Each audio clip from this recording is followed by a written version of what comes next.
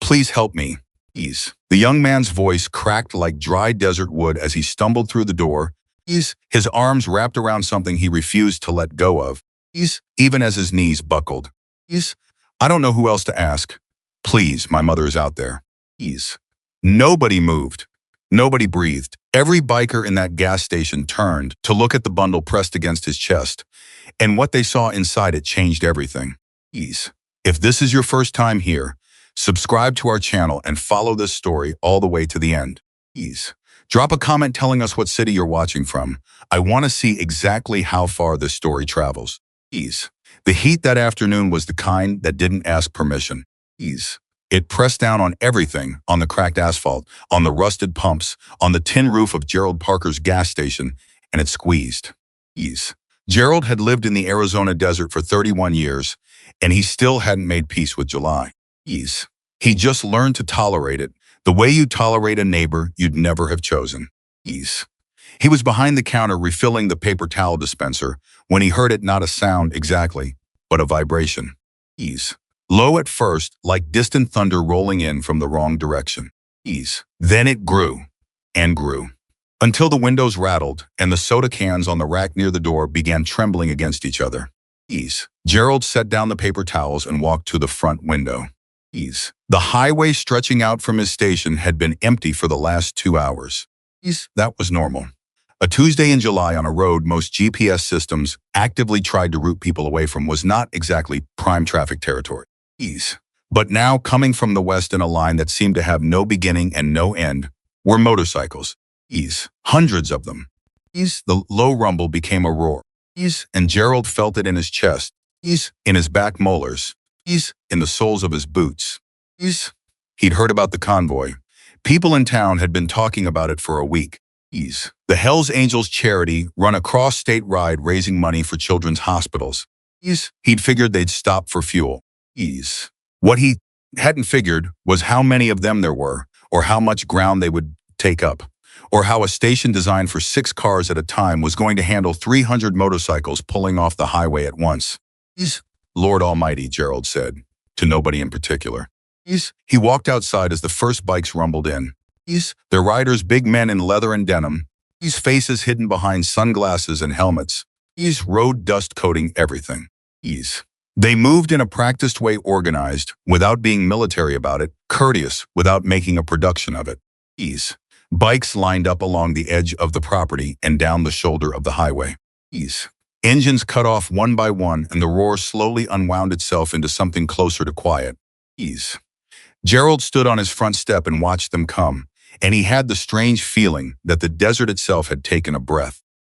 A man climbed off a large bike near the front and pulled off his helmet. He was around 50, with a gray beard trimmed close to his jaw and the kind of eyes that had spent a long time looking at distances. There were lines in his face from years of wind and sun. And his hands, when he hung his helmet from the handlebar, were the hands of someone who had done physical work, his whole life calloused, wide-knuckled, deliberate. He looked at Gerald and gave a single nod. "Hope we're not putting you out," the man said. "Not at all," Gerald said, and meant it. He'd take 300 bikers over another empty Tuesday. Gas is on. Bathrooms are open. Coffee's fresh. Name's Gerald. Mason, the man said. He extended his hand and Gerald shook it. He's firm. "We won't be long, hour, maybe less. Take what time you need." Mason nodded again and turned back toward the others, and Gerald went inside to figure out how to make enough coffee for an army. What happened next is the part he's spent years trying to explain to people, and what he always came back to was the same thing. There was no warning. One moment, everything was ordinary bikers stretching their legs, a few coming in for drinks, the hiss of gas pumps engaging, and the next moment the afternoon broke open. Gerald heard it before he saw it. A sound from outside, not an engine, not a voice, more like a disruption. Like something wrong moving through air that had been still. He looked through the front window. A young man was running across the open desert. Not from the highway. From the desert itself, from the flat, baked nothing that stretched out beyond the station's eastern edge. He was coming fast, but wrong, the kind of fast that happens when a person's body has been pushed past what it was designed for and is operating on something other than physical energy. Ease. Pure desperation has a gait all its own, and Gerald recognized it immediately. Ease. The young man's clothes were destroyed. His t-shirt was gray with dust, torn at one shoulder, stuck to his back with sweat. Ease. His jeans had a long rip from the knee down. Ease. His shoes, and Gerald noted this, with a clench in his chest, were sneakers. These thin-soled canvas sneakers. These, the kind that cost $12 and were designed for parking lots. These, not desert floor. These. One of them was held together at the toe with what appeared to be a strip of torn fabric. These. His face was red and caked with dust, and something underneath the dust that might have been dried salt from crying. His hair was plastered flat. He was maybe 22, 23. Ease. Young enough that the suffering on his face looked wrong there, the way suffering always looks wrong on young faces, like something that was placed there from the outside and shouldn't be able to stick. Ease. And he was holding something against his chest. He had both arms wrapped around a bundle, something wrapped in what looked like a dirty blanket or a large piece of cloth, brown with dust, formless. Ease. He was holding it the way you hold something fragile. Ease. Not carrying it the way you carry cargo, holding it the way you hold something alive. He hit the edge of the asphalt and staggered. Nearly went down on one knee. Caught himself. Kept coming. Several of the bikers near the pumps had already turned to look. A few took steps toward him. Mason, who had been standing near his bike talking to another rider, turned at the sound and went still. The young man made it through the door. Gerald was around the counter before he'd made a conscious decision to move. The young man stopped just inside the entrance. He was breathing in ragged pulls, each one audible, each one costing him. His legs were shaking, not a little. Not the kind of shake that happens when you're tired, but the full-body tremor of a person who has been past their limit for a long time and is only still standing through stubbornness. But his eyes moved around the stations. They were blue, Gerald noticed. Bright blue, bloodshot, the whites gone pink from dust and wind. They moved from Gerald to the bikers who had followed the young man in, to the bundle in his arms, and back to Gerald. Please help me, the young man said. His voice came out wrecked. Not loud quiet, actually, the kind of quiet that cuts through noise. I don't know who else to ask. Please, my mother is out there. The station went silent, not the comfortable silence of an empty afternoon.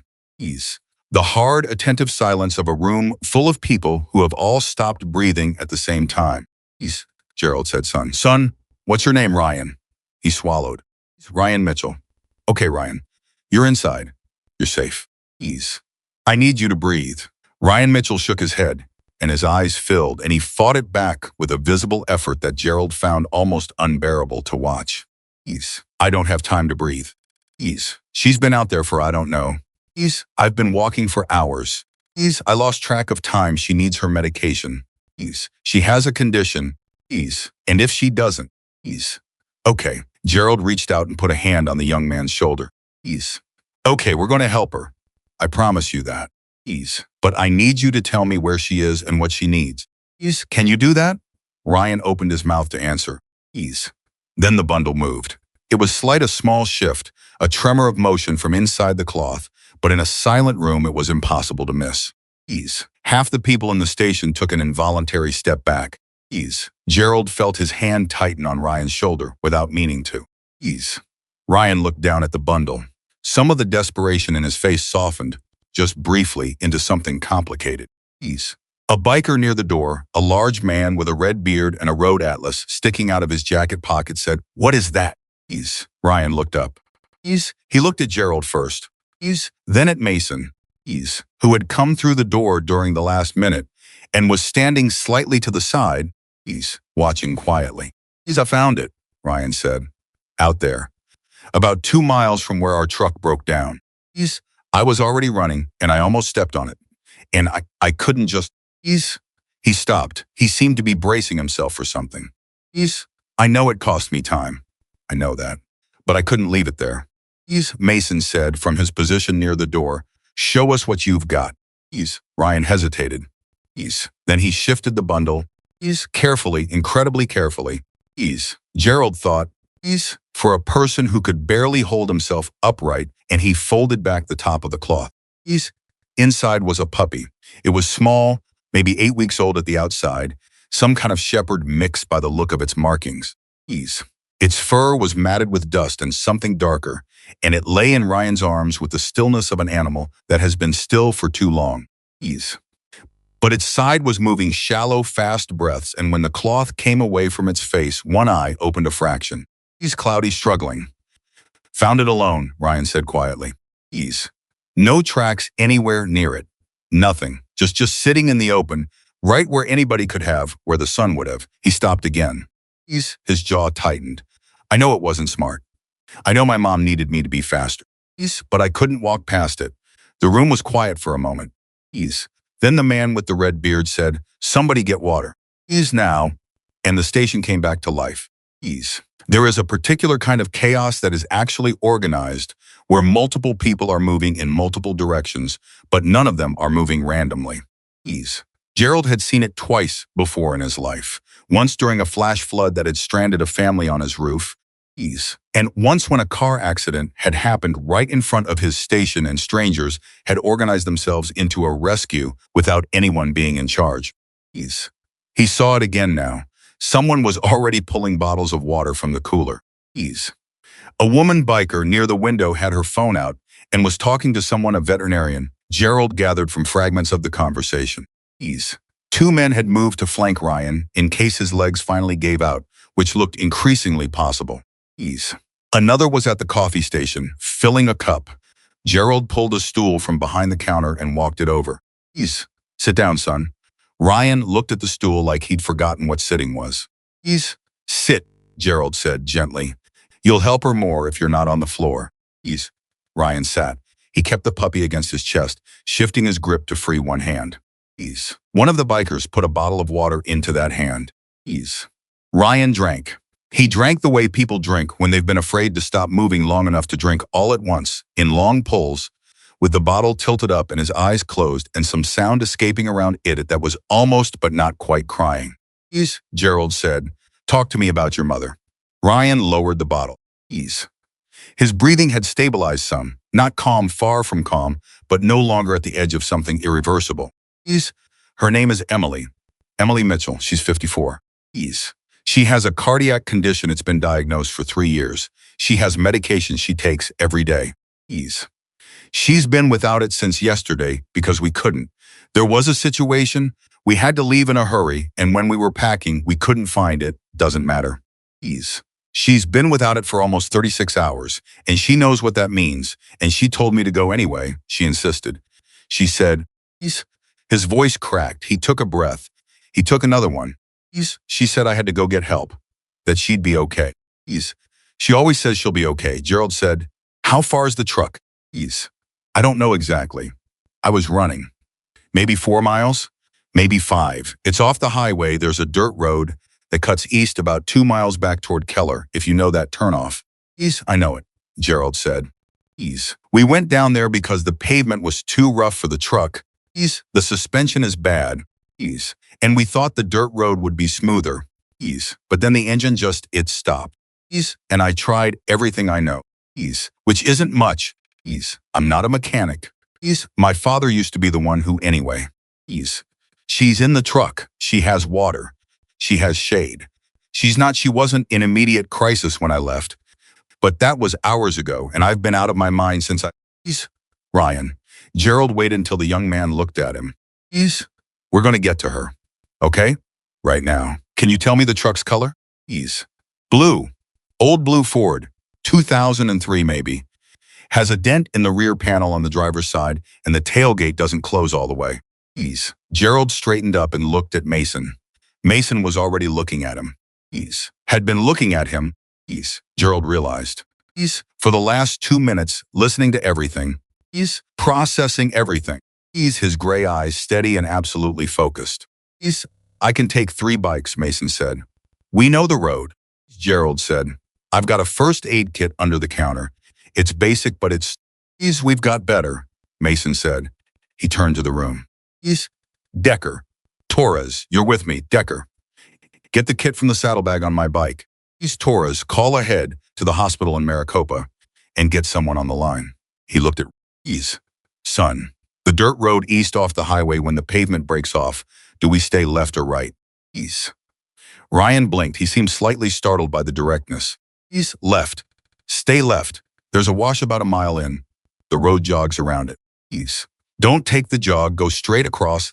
The bed is dry this time of year. East. Got it. Mason looked at Gerald. 30 minutes. Gerald nodded. Mason was already moving. Ease. The woman biker who had been on the phone came over to where Ryan was sitting. Ease. She was around 45, with dark hair cut short under her helmet and the kind of efficient calm that Gerald associated with people who had worked in medicine or crisis response. Ease. Her name, Gerald would later learn, was Carla. I've got a vet on the line, she said. Ease. She crouched down in front of Ryan, which put her eye level with the puppy. Ease. Can I look at him? Her, Ryan said automatically. Ease, I think she's a girl.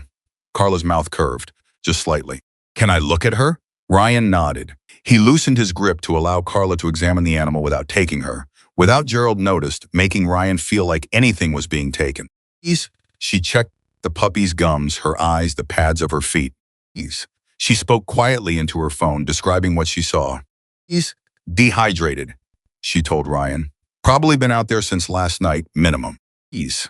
But she's breathing okay and her heart sounds are decent. She looked up. Ease, we need to get some fluids into her. Very slowly. Ease. Not the water bottle. Do you have any of those electrolyte packets, Gerald? For people, it'll do. Ease. I've got sports drinks, Gerald said. That works. Ease. Diluted with water.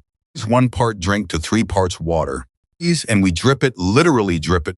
Ease with our fingers along her gums. Ease. Can you do that? She was asking Ryan. Ryan straightened slightly on the stool. Ease. Tell me what to do. Gerald watched Ryan Mitchell care for that puppy for the next 20 minutes, and he thought about the kind of person who does what Ryan had done. Ease.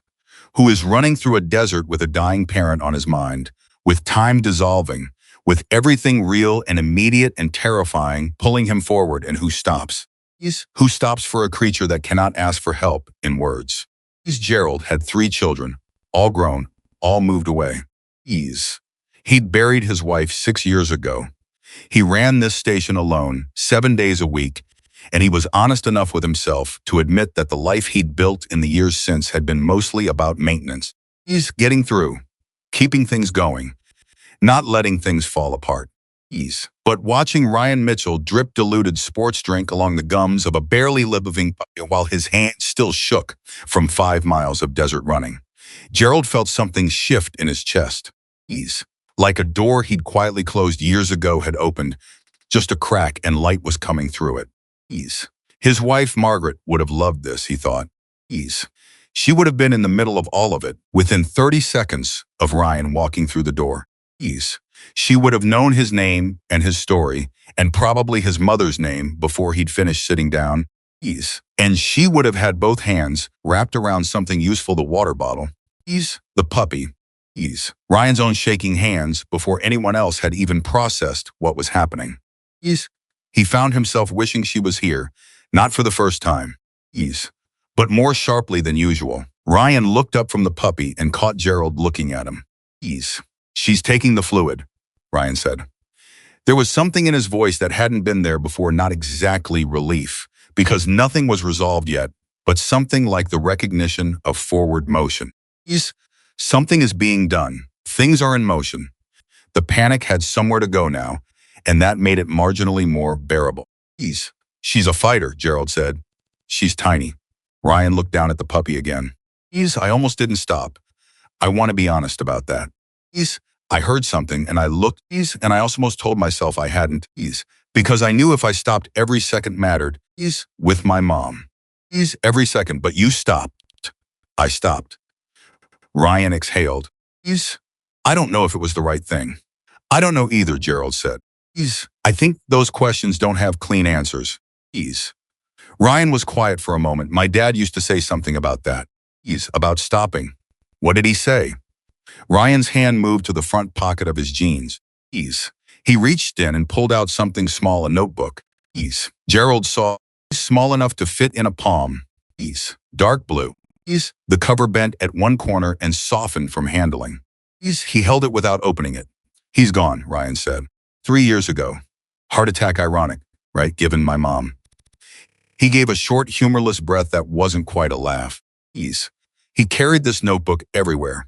I found it in his things, and I've been carrying it since. Gerald waited. Ryan looked at the notebook, but still didn't open it. He had this one thing he said. He said there are two kinds of people in every situation. People who stop, and people who keep walking. And the world, he said, already has enough people who keep walking. He paused. He wrote it down. He wrote it in here. I've read it probably, I don't know, dozens of times. More. Gerald looked at the notebook and thought about Margaret and thought about all the things people carry with them that weigh nothing in their hands and everything in their chests. He sounds like he was something, Gerald said. He was, Ryan said simply. Carla came back over. Vet says keep doing exactly what you're doing. If she's holding the fluid, that's good. We need to get her into him in the next hour. Ideally, he's clearing his afternoon schedule. She looked at Ryan. He's not charging for the visit. Ryan looked at her. He's a donor to our ride, Carla said, with the matter-of-fact calm of someone explaining something that was obviously simple. It's fine. Ryan opened his mouth, closed it, tried again. I don't know how to. You don't have to, Carla said. She put a hand on his shoulder briefly. Just keep doing what you're doing. She moved away. Ryan watched her go with an expression. Gerald couldn't quite name something between overwhelmed and something deeper than that. Something in the neighborhood of the feeling you get when the universe does something you weren't expecting and you don't have a category for it yet. Are these people always like this? Ryan asked. Gerald considered the question. I've met a lot of people in 30 years behind that counter, he said. I couldn't tell you about always. But these folks today? He thought about Mason's eyes. The way every person in that room had moved without being asked. The way the red-bearded man had said somebody get water now, like it was the most natural thing in the world. Yeah, these folks today are like this. Ryan looked down at the puppy. The puppy had both eyes open now, barely. The lid still heavy, but open. Her breathing had steadied. It was still too fast, still shallow, but steadier. It's okay, Ryan said quietly. To the puppy, or to himself, or maybe to both. The door opened. A young biker, early 20s, lanky, with his sunglasses pushed up on his forehead and something in his expression that suggested he was the kind of person who was always slightly more worried than he let on, leaned in. Carla. Mason's on the radio. He says they found the truck. The room shifted. Every head turned. Is she? Ryan was on his feet before the sentence was finished. The puppy clutched against him, his stool scraping back against the linoleum. She's responsive, the young biker said immediately. She's talking. She's weak, but she's talking. Ryan made a sound. Gerald would have been hard-pressed to describe it, not a word, not exactly a cry, but something that lived between them. Relief tearing through exhaustion, tearing through weeks or months, or maybe years of holding things up without enough support. Gerald put a hand on his arm. She's talking, Gerald said. Hold on to that. Ryan held on to it. He stood in the middle of the gas station with the puppy against his chest and the notebook in his pocket and his dead father's words living somewhere in his ribcage, and he held on to it. Outside, two more bikes started up. Someone was organizing transport. Someone else was already on the phone with the hospital in Maricopa. The gears of something had been set in motion, something bigger than one young man's desperation. Something that had been looking for a direction and had found it when Ryan Mitchell ran out of the desert and through a door and asked for help. Carla came back and touched Ryan's elbow. We're going to take you out there. Mason wants you to see her. Ryan nodded. He didn't trust himself to speak, and he was smart enough to know it. She's going to be okay, Carla said. Not a promise. Gerald knew nobody who had seen enough of life made promises like that, but a direction. A thing to move toward. Ryan believed Gerald could see it. Not because Ryan was naive, but because he had spent every last piece of himself getting here, and what was left had no room left for doubt. He walked to the door. At the threshold, he stopped and looked back at Gerald. Thank you, he said. Gerald shook his head. Don't thank me.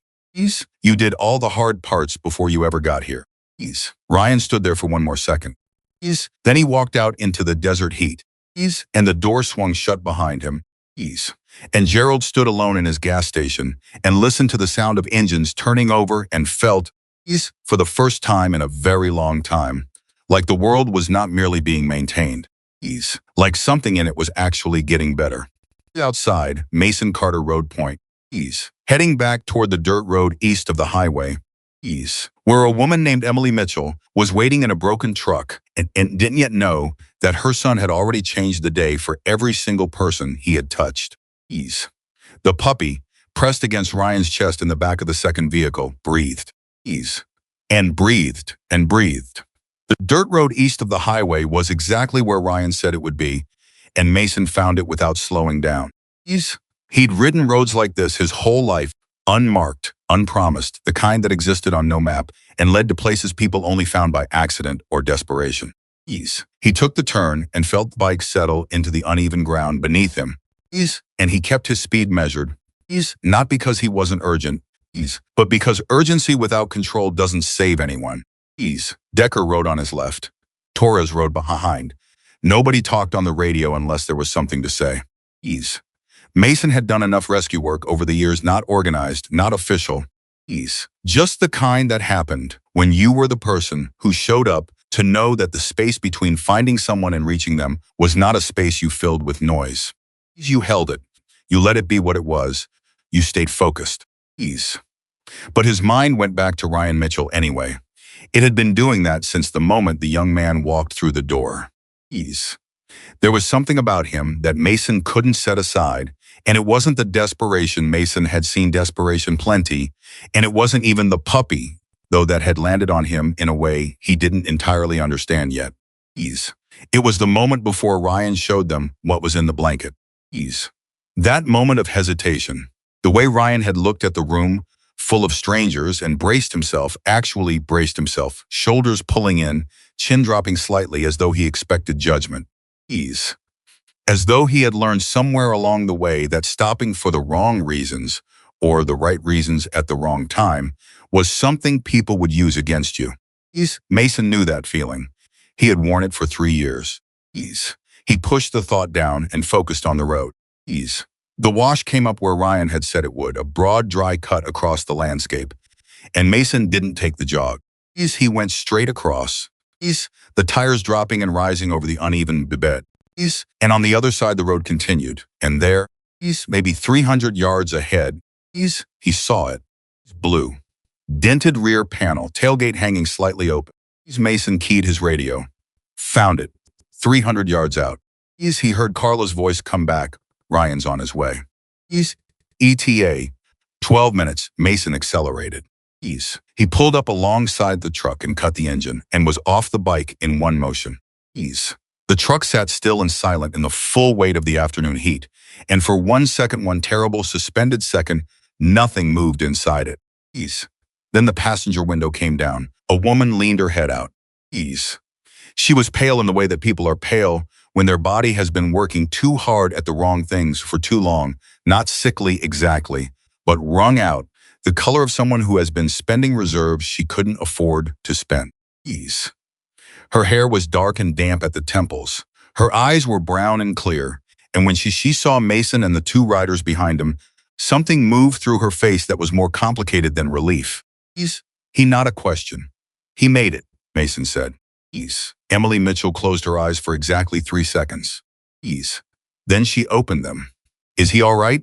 He was running. He doesn't have the right shoes. His father always said she stopped. Pressed her lips together. Is he hurt? He's fine, Mason said. He came to the window and looked at her directly. He's dehydrated and his feet are probably a mess, but he's fine. He's on his way here right now. Emily let out a breath that seemed to have been sitting in her chest for hours. You the people from the gas station, she asked. Some of us, Mason said. My name's Mason. How are you feeling? Tell me honestly, not the version you'd tell your son. She looked at him for a moment. Then she said, chest is tight. It's been tight since this morning. Nothing catastrophic. I know what catastrophic feels like. I've been there before, but tight. and I'm tired in a way that sleep doesn't fix, which is usually what happens when I've been off my medication too long. Ease. How long? 36 hours, maybe a little more. Ease. Mason turned to Torres. Get the kit. Torres was already moving. Ease. We have someone on the line with the hospital in Maricopa, Mason told Emily. Ease. We're going to stabilize you here, and then we're getting you transport. Ease. Is there anything in the truck you can't leave? Emily blinked. Ease. I know. I mean, what we own is mostly in the truck, but if you mean for immediate, she stopped. Ease is Ryan. He'll be here in 10 minutes, Mason said. Ease, he has something with him. Something he found on his way to us. Ease, Emily searched his face. What did he find? Mason almost smiled. Ease. Let him show you. Torres had done 2 years of field medicine training before he started riding, and it showed.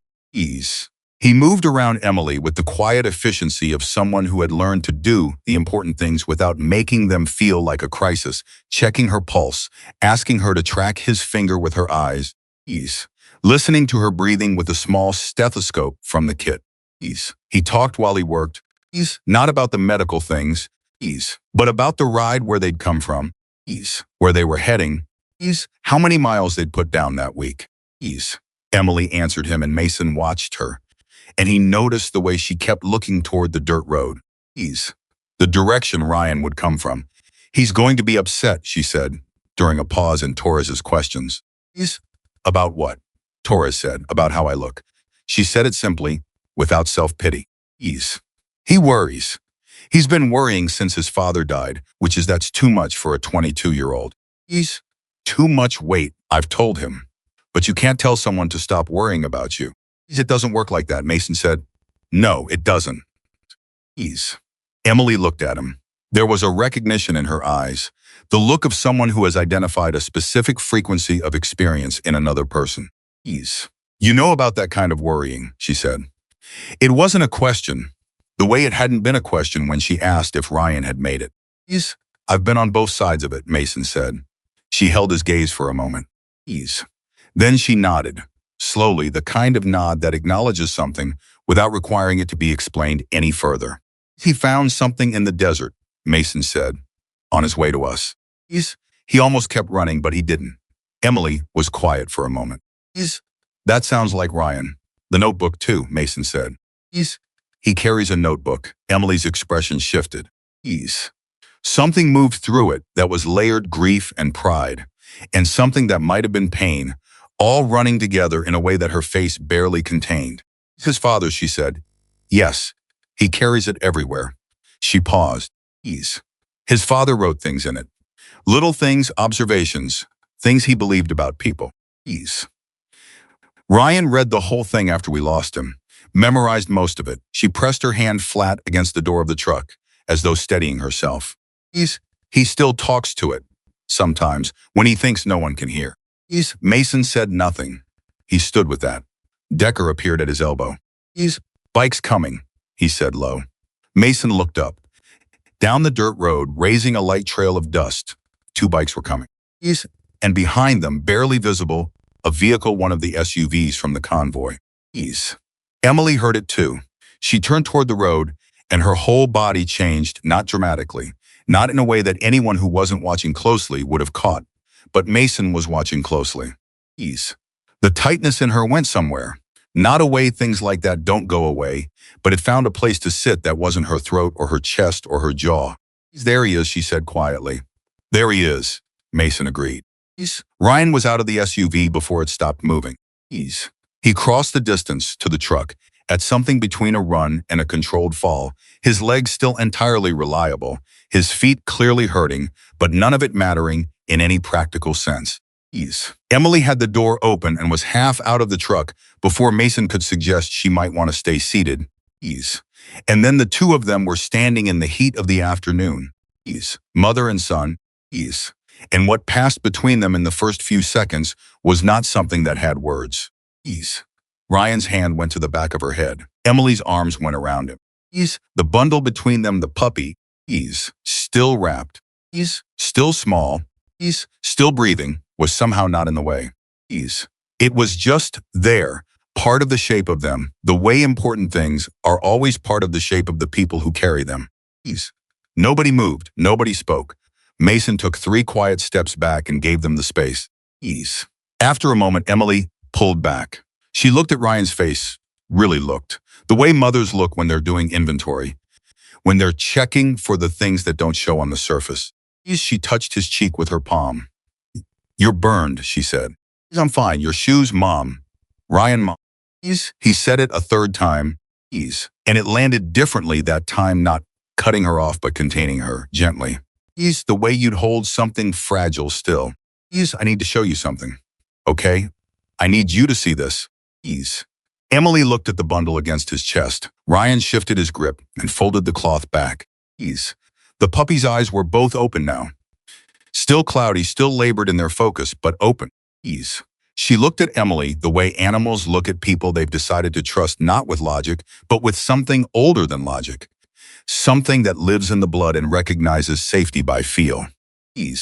Emily made a sound. It was very small, and it came from the back of her throat, and it was not a word. "Found her about 2 miles out," Ryan said. His voice was steady, but Mason could hear what was underneath the steadiness, the tremor that the steadiness was containing. She was just there in the open, alone. "I almost kept running." "But you didn't," Emily said. She wasn't looking at the puppy anymore. She was looking at her son. "No, your father would have stopped too," she said. Ryan's jaw moved. He held it together. "I know he would have." Emily reached out and touched the puppy's head with 2 fingers, a gesture so gentle it was almost not a gesture at all. The puppy's ear twitched. Her tail, barely a tail. Mostly a suggestion of a tail, moved once, weakly, against Ryan's arm.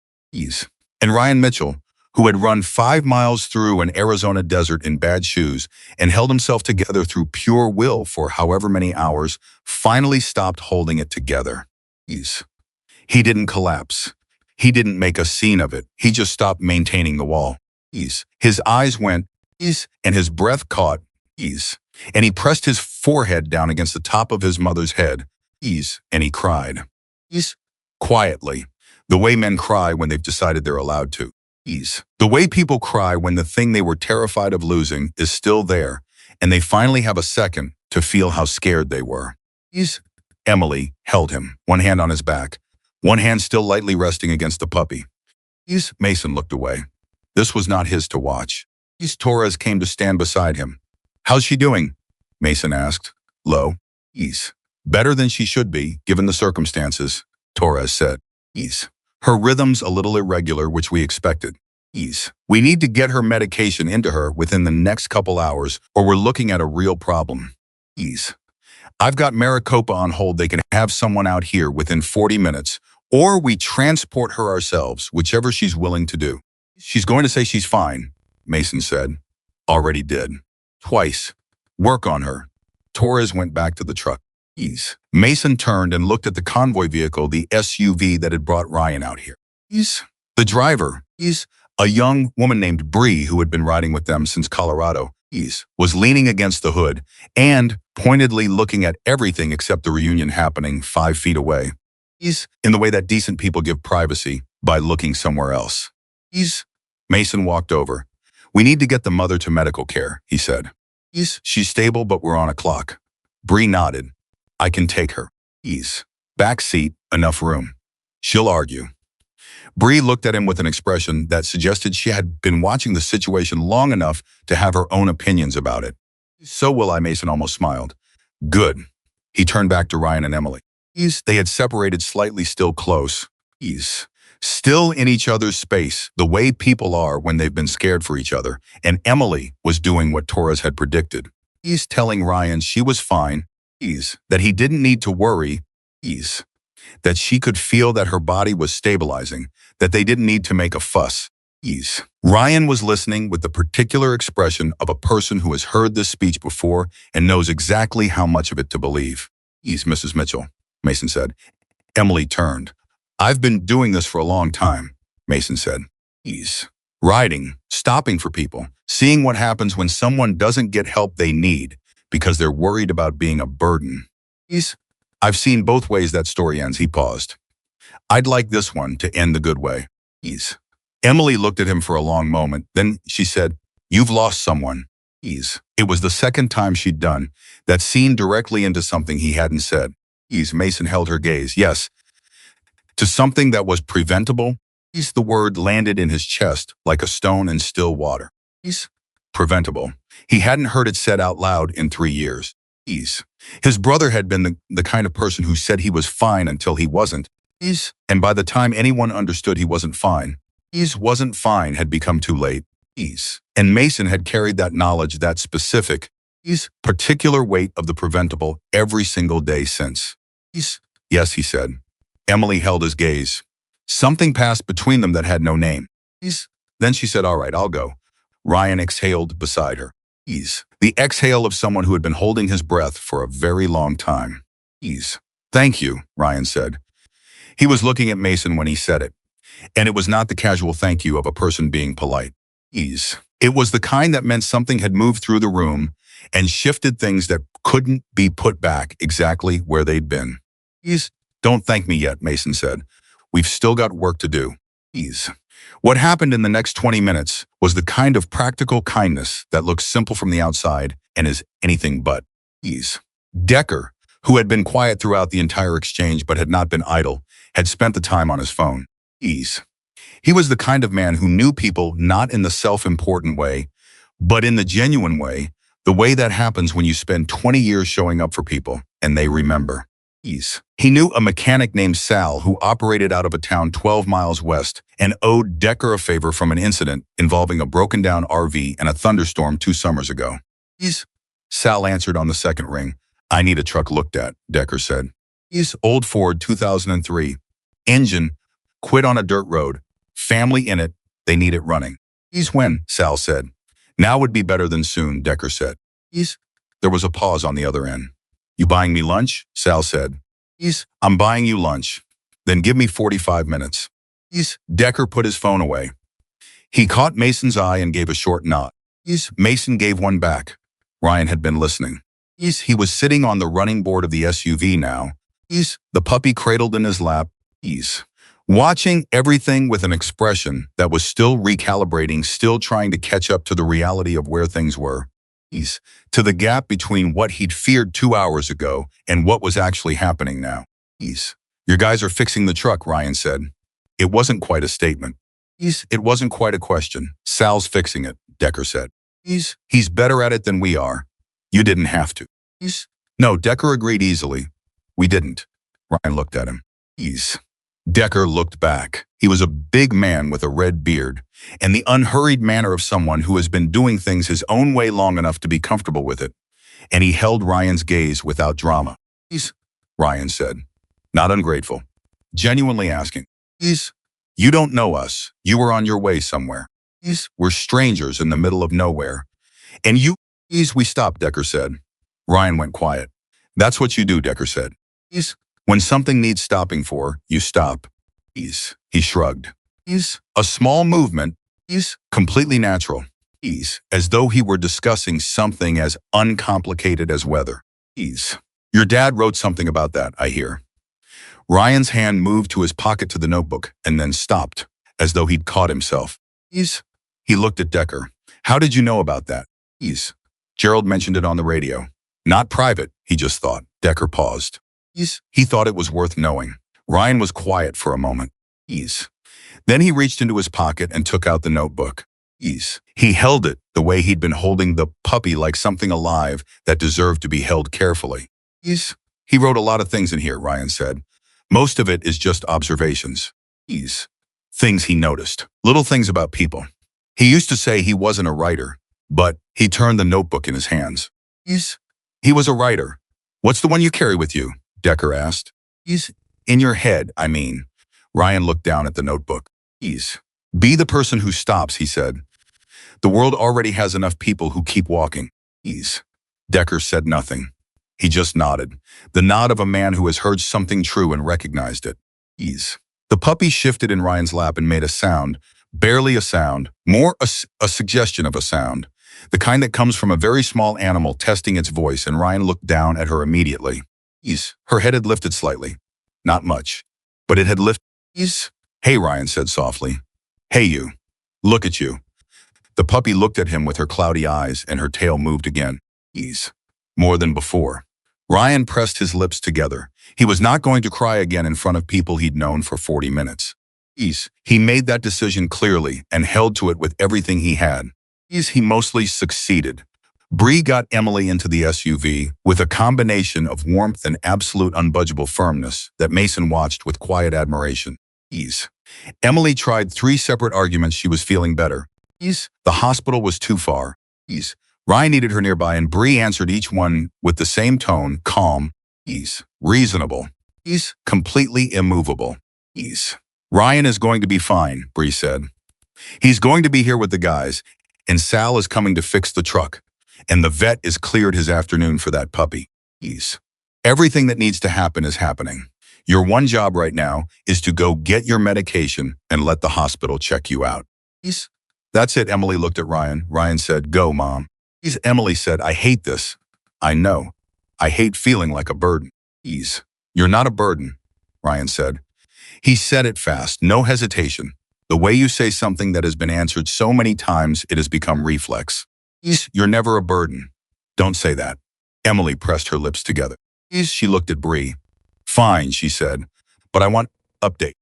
Every 20 minutes, Bree said. Every 15. Done. Emily got in the car. Bree went around to the driver's side.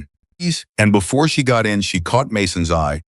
And Mason gave her a nod that meant several things at once. Thank you. Good work. Take care of her. We've got things here. And Bree understood all of it. The SUV started and turned back down the dirt road. Ryan stood and watched it go. He stood very still. The puppy was against his chest again. His bad shoes were planted in the uneven dirt.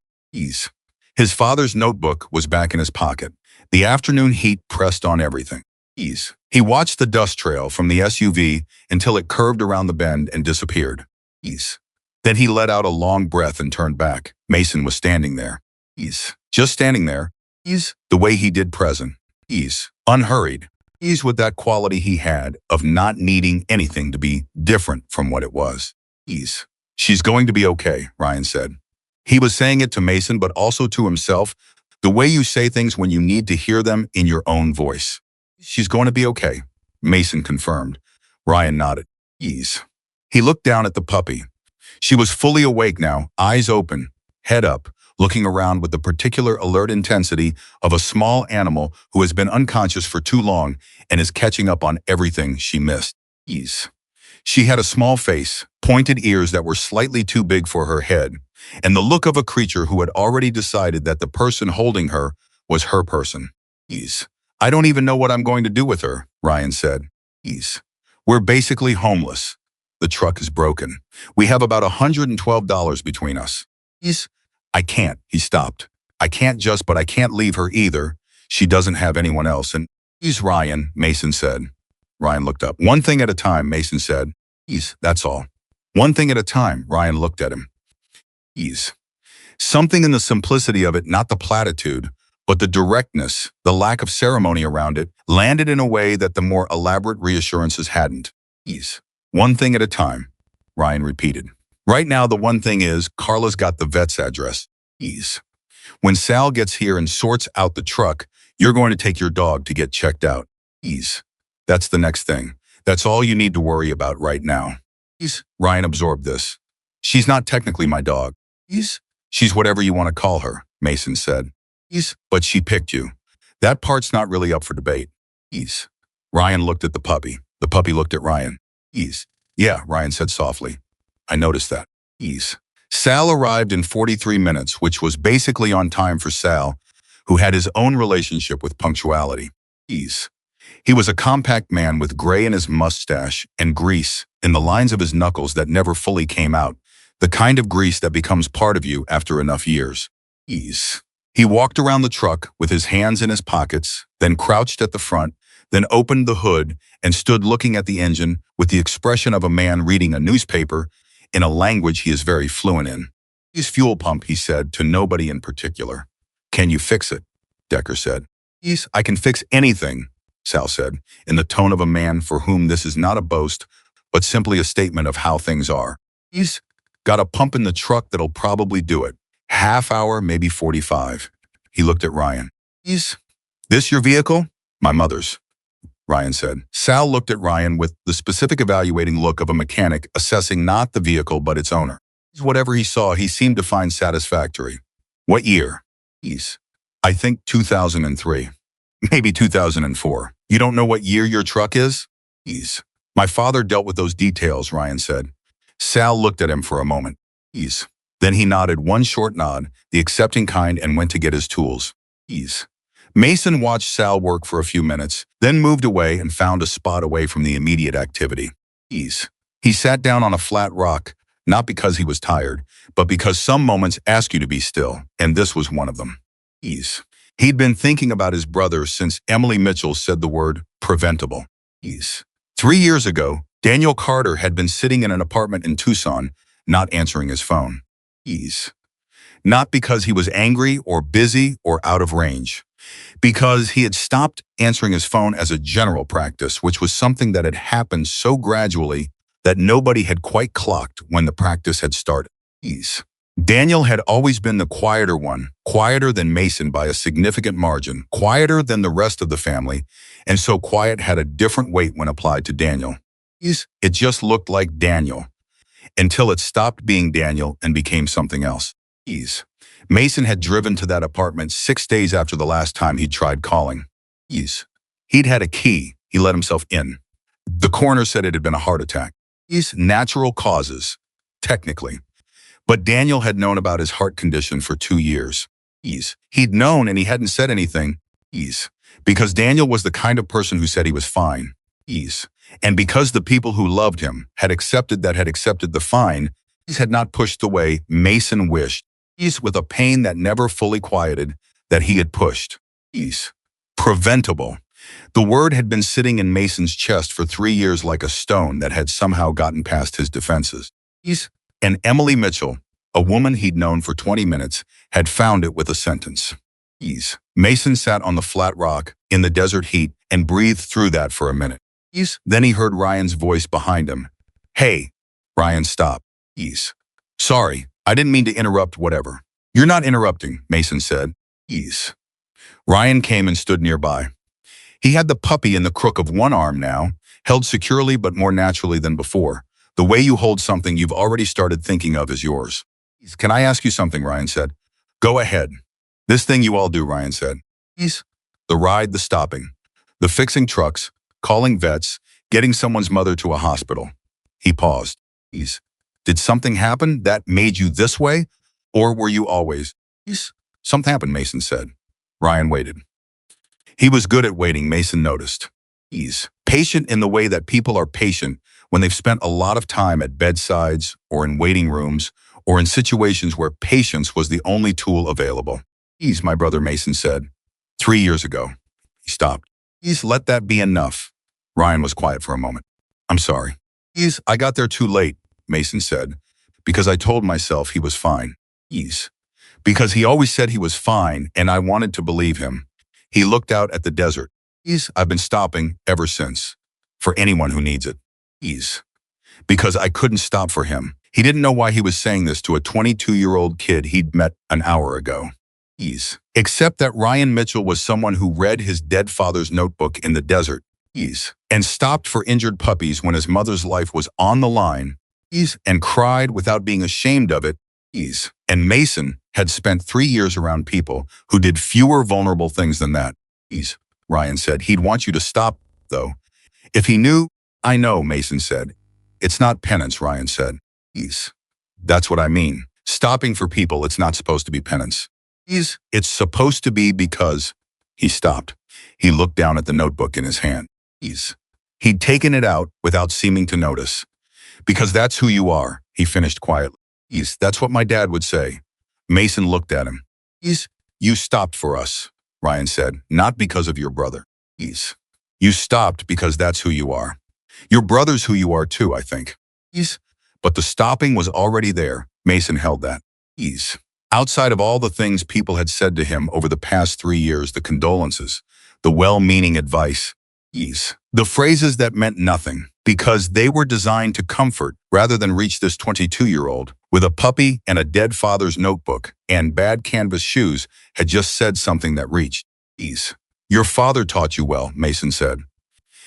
He taught me everything I know about people, Ryan said simply. Sal's voice came from the direction of the truck. Pumps in. Ease. Give me 10 minutes to seal it up. Ryan looked at Mason. Ease. Mason looked at Ryan. One thing at a time, Ryan said, and the corner of his mouth moved. One thing at a time, Mason agreed. Ease. The truck started on the first try.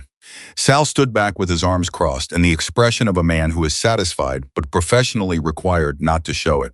Ease. He talked Ryan through the basics. The fuel pump was fresh. Ease. The rest of the engine was tired but functional. Ease. The suspension was bad but not dangerous if they stayed to smoother roads. Ease. And the tailgate cable was a 10-minute fix that Sal did on the spot because it bothered him aesthetically. Ease. Ryan stood and listened to every word. He asked 2 questions, both intelligent, and nodded at the answers. Ease. Sal, whose patience with vehicle owners ran on a short string generally, found himself extending it without quite deciding to. Ease. When Sal named a figure for the parts, it was so far below what the work was worth that Ryan started to protest. Ease. Sal said parts cost. Labor is what it is, but your labor is worth. Ease. Kid, Sal looked at him. Your labor is worth something too. Ease. I heard what you did out there. Just take it.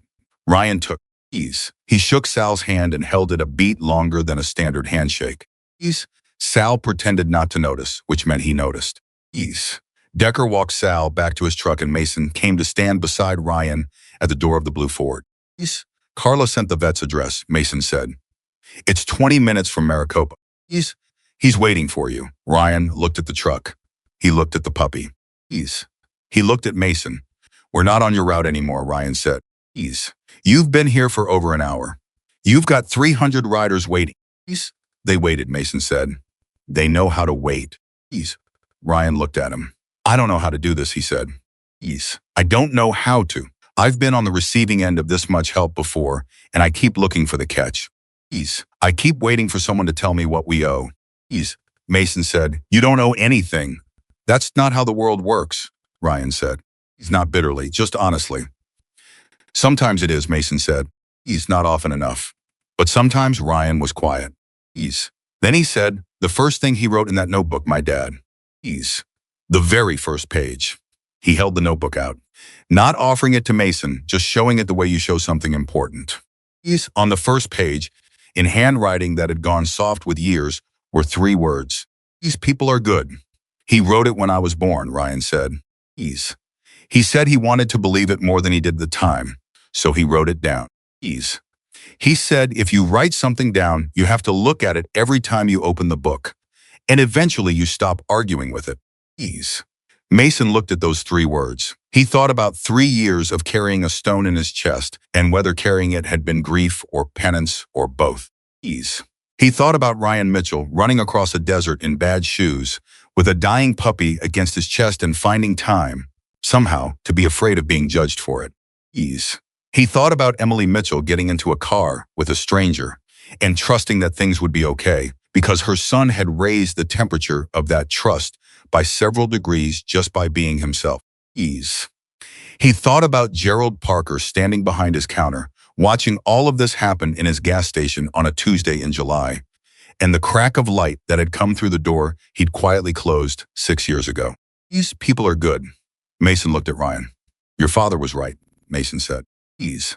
Ryan looked at the notebook for a long moment. Then he put it back in his pocket. Yeah, he said. I think so too. The afternoon heat was still there. The desert was still vast and dry and indifferent. But standing next to that old blue truck with a young man who had earned the right to be exhausted and afraid, and was instead choosing to believe his father's first sentence, Mason felt something shift in the stone he'd been carrying. Not gone, not dissolved, but lighter, in the way that things are lighter when someone helps you carry them without making it a transaction. He put his hand on Ryan's shoulder briefly. Go take care of your dog, he said. Ryan nodded. He got into the truck. He set the puppy on the seat beside him, and she immediately stood up wobbling, uncertain. testing legs that were new to the project of standing, and then sat down again and looked at him. Ryan looked back at her, to himself, to his father, to something in the afternoon that maybe didn't need a name. Let's go. The engine turned over. The old blue Ford moved down the dirt road toward the highway. He's trailing a small cloud of dust. Carrying a young man who had stopped when it would have been easier to keep walking. And the small life he'd stopped for. And the story his father had started writing before Ryan had been old enough to understand it. Mason stood and watched until the truck turned and was gone. Then he turned back toward the convoy. There was still a long way to ride. Mason got back to the gas station 20 minutes after Ryan's truck disappeared down the dirt road, and the first thing he noticed was that Gerald Parker had made more coffee. Not a small amount, a full urn, sitting on the counter with a stack of paper cups beside it, and Gerald was moving behind the counter with the particular efficiency of a man who has decided to be useful and is committing to it completely. There were 3 riders still inside the station, Carla, and 2 others Mason knew well, and they were talking in the low, steady tones of people who have been through something together and are still processing the shape of it. Carla looked up when Mason came in. "Emily's at the hospital," she said immediately. Bree called. "They've got her on a monitor, and the doctor on staff knows her cardiologist, and wherever they came from, I didn't catch it. They're working on getting her medication sorted." "How is she?" "Stable. Annoyed about being there," which, according to Bree, means she's feeling better. Mason almost smiled. "And Ryan?" "Checked in 20 minutes ago. He's at the vet. Dr. Kellerman, he's been our ride sponsor 3 years running. He's good people. He said the puppy's severely dehydrated, but there's no organ damage, no broken bones. She got lucky." Carla paused. "Or Ryan found her at exactly the right time." "Depending on how you want to look at it." "Both things can be true," Gerald said from behind the counter. Carla looked at him. "Yeah," she said. "Both things can be true." Mason poured himself coffee and stood at the counter and thought about the afternoon in its entirety.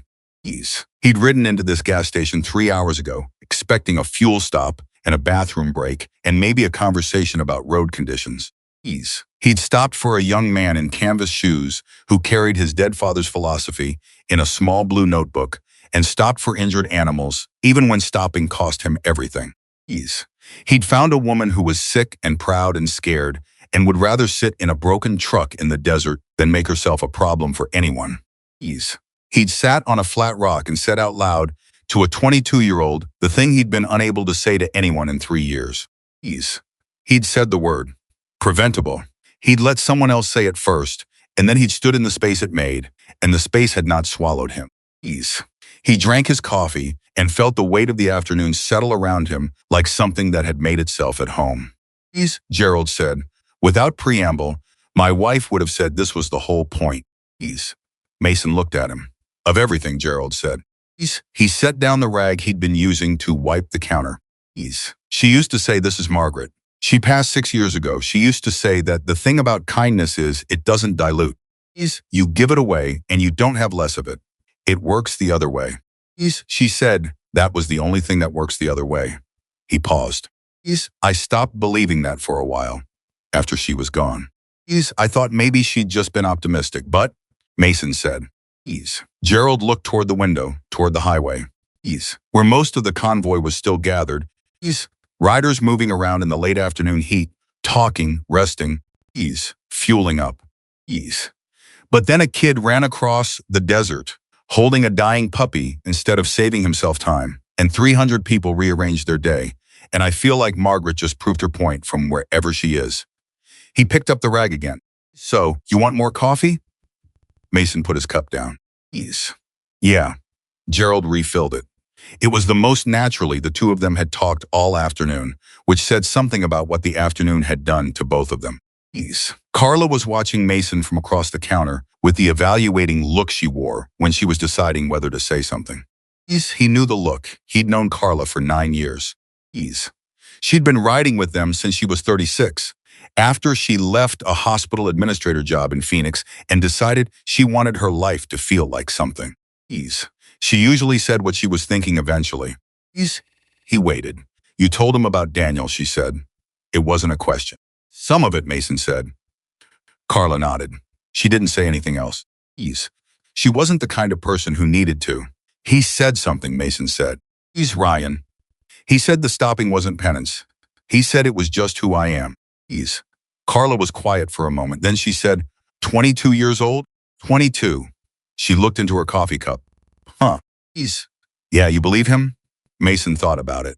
He thought about Daniel, and he thought about the flat rock, and he thought about 3 words written on the first page of a small blue notebook by a man who wanted to believe them more than he did at the time.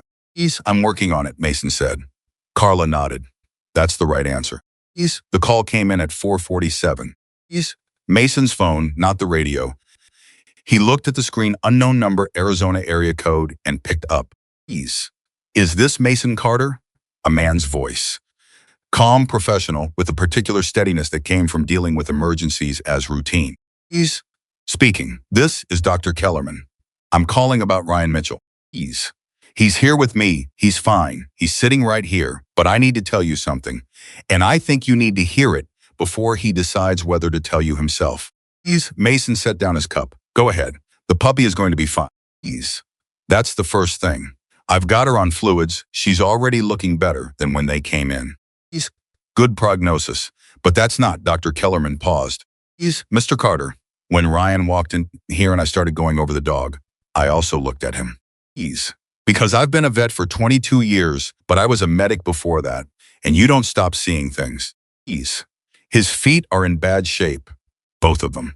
He's got blisters that have burst and at least one that's infected. I'm not certain, but the redness suggests it. He's running a low-grade fever. He didn't say anything. He came in here talking about the dog, Mason said. He didn't say a word. No. And he was not going to say anything. I had to basically physically stop him from standing in my waiting room holding the dog while I worked on her. A pause. I've cleaned and dressed the worst of it, and I've called a pharmacy about an antibiotic. There's one in Maricopa that can fill it inside the hour. But he needs to rest. He needs to actually be off his feet for a day minimum. And he needs someone to make sure he takes the antibiotic and doesn't walk 5 miles in bad shoes again in the immediate future. Mason was already standing. Can I talk to him? A brief pause, a rustle, then Ryan's voice. He's wary. Hey, Mason, you were going to just not tell anyone. A longer pause. The dog needed Ryan. I was going to deal with it later. Your feet are infected. They're not that bad, doctor. Kellerman said. Dr. Kellerman is being careful, Ryan said.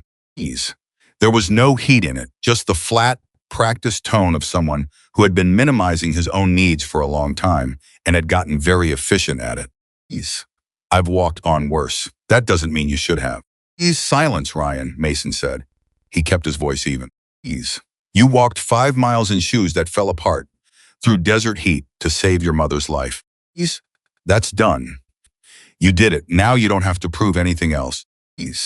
Okay, more silence then, very quietly. I don't know how to just stop. And ask for things. I know, Mason said, I've noticed. Another pause. It feels like a lot. Everything today feels like a lot. And every time I think about how much people have done, he stopped. You feel like you need to make yourself smaller, Mason said. So you take up less. So the scale feels more balanced. A long beat of silence. Yeah, Ryan said, exactly that. Your father ever feel like that?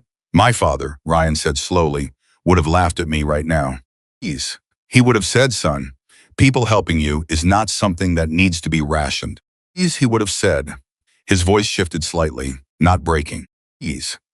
Going somewhere more honest, he would have said you stop and you accept the stopping. Both directions. Mason said, so act like your father told you to. The silence this time was different. Then Ryan said, okay. Okay, Mason said. Put the doctor back on. He pulled 4 people together before he'd finished the call. Carla, because she knew the hospital situation with Emily and could coordinate between the 2 locations. Decker, because Decker was Decker and there was no situation he made worse by being present. A rider named Lou, who had a pickup truck he'd towed his bike in on and had not. Therefore, ridden out with the convoy. Lou's truck was sitting in Gerald's lot empty. He's with a full tank. He's and Gerald.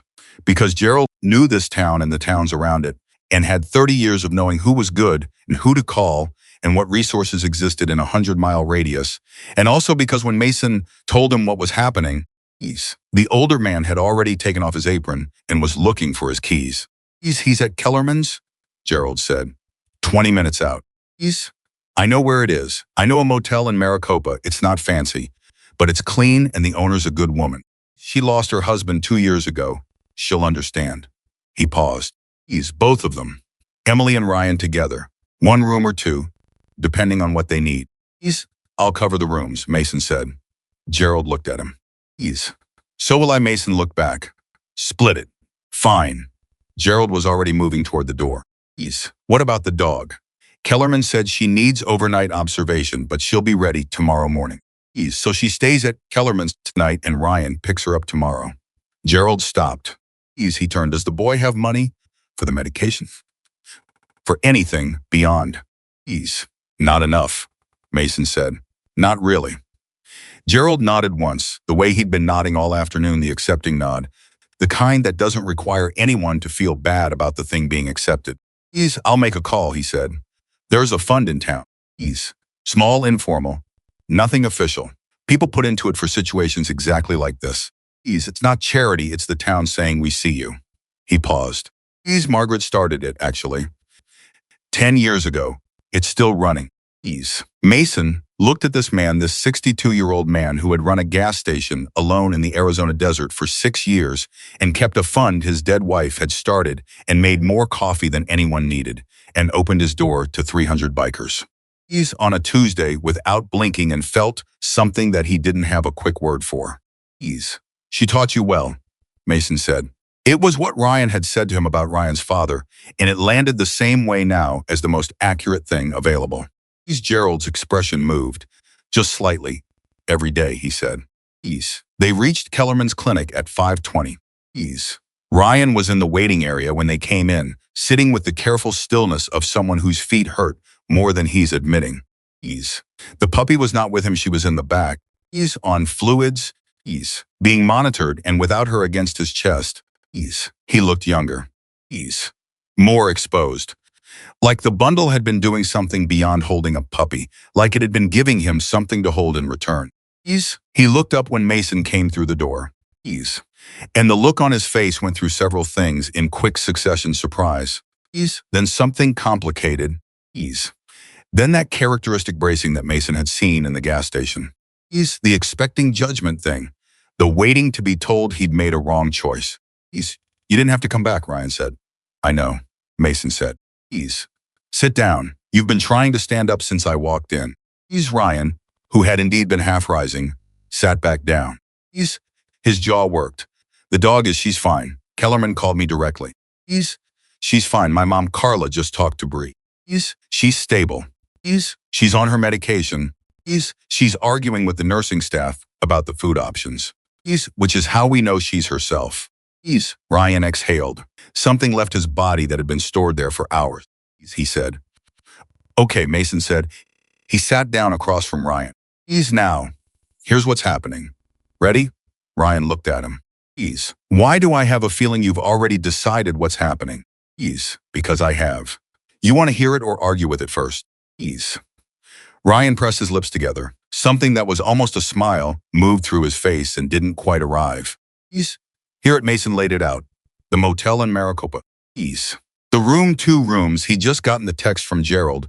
The motel owner had given them adjacent rooms without being asked. The pharmacy filling the antibiotic prescription. Gerald's town fund, which Mason explained carefully, watching Ryan's face and ready for the argument. The argument came. I'm not taking charity, Ryan said.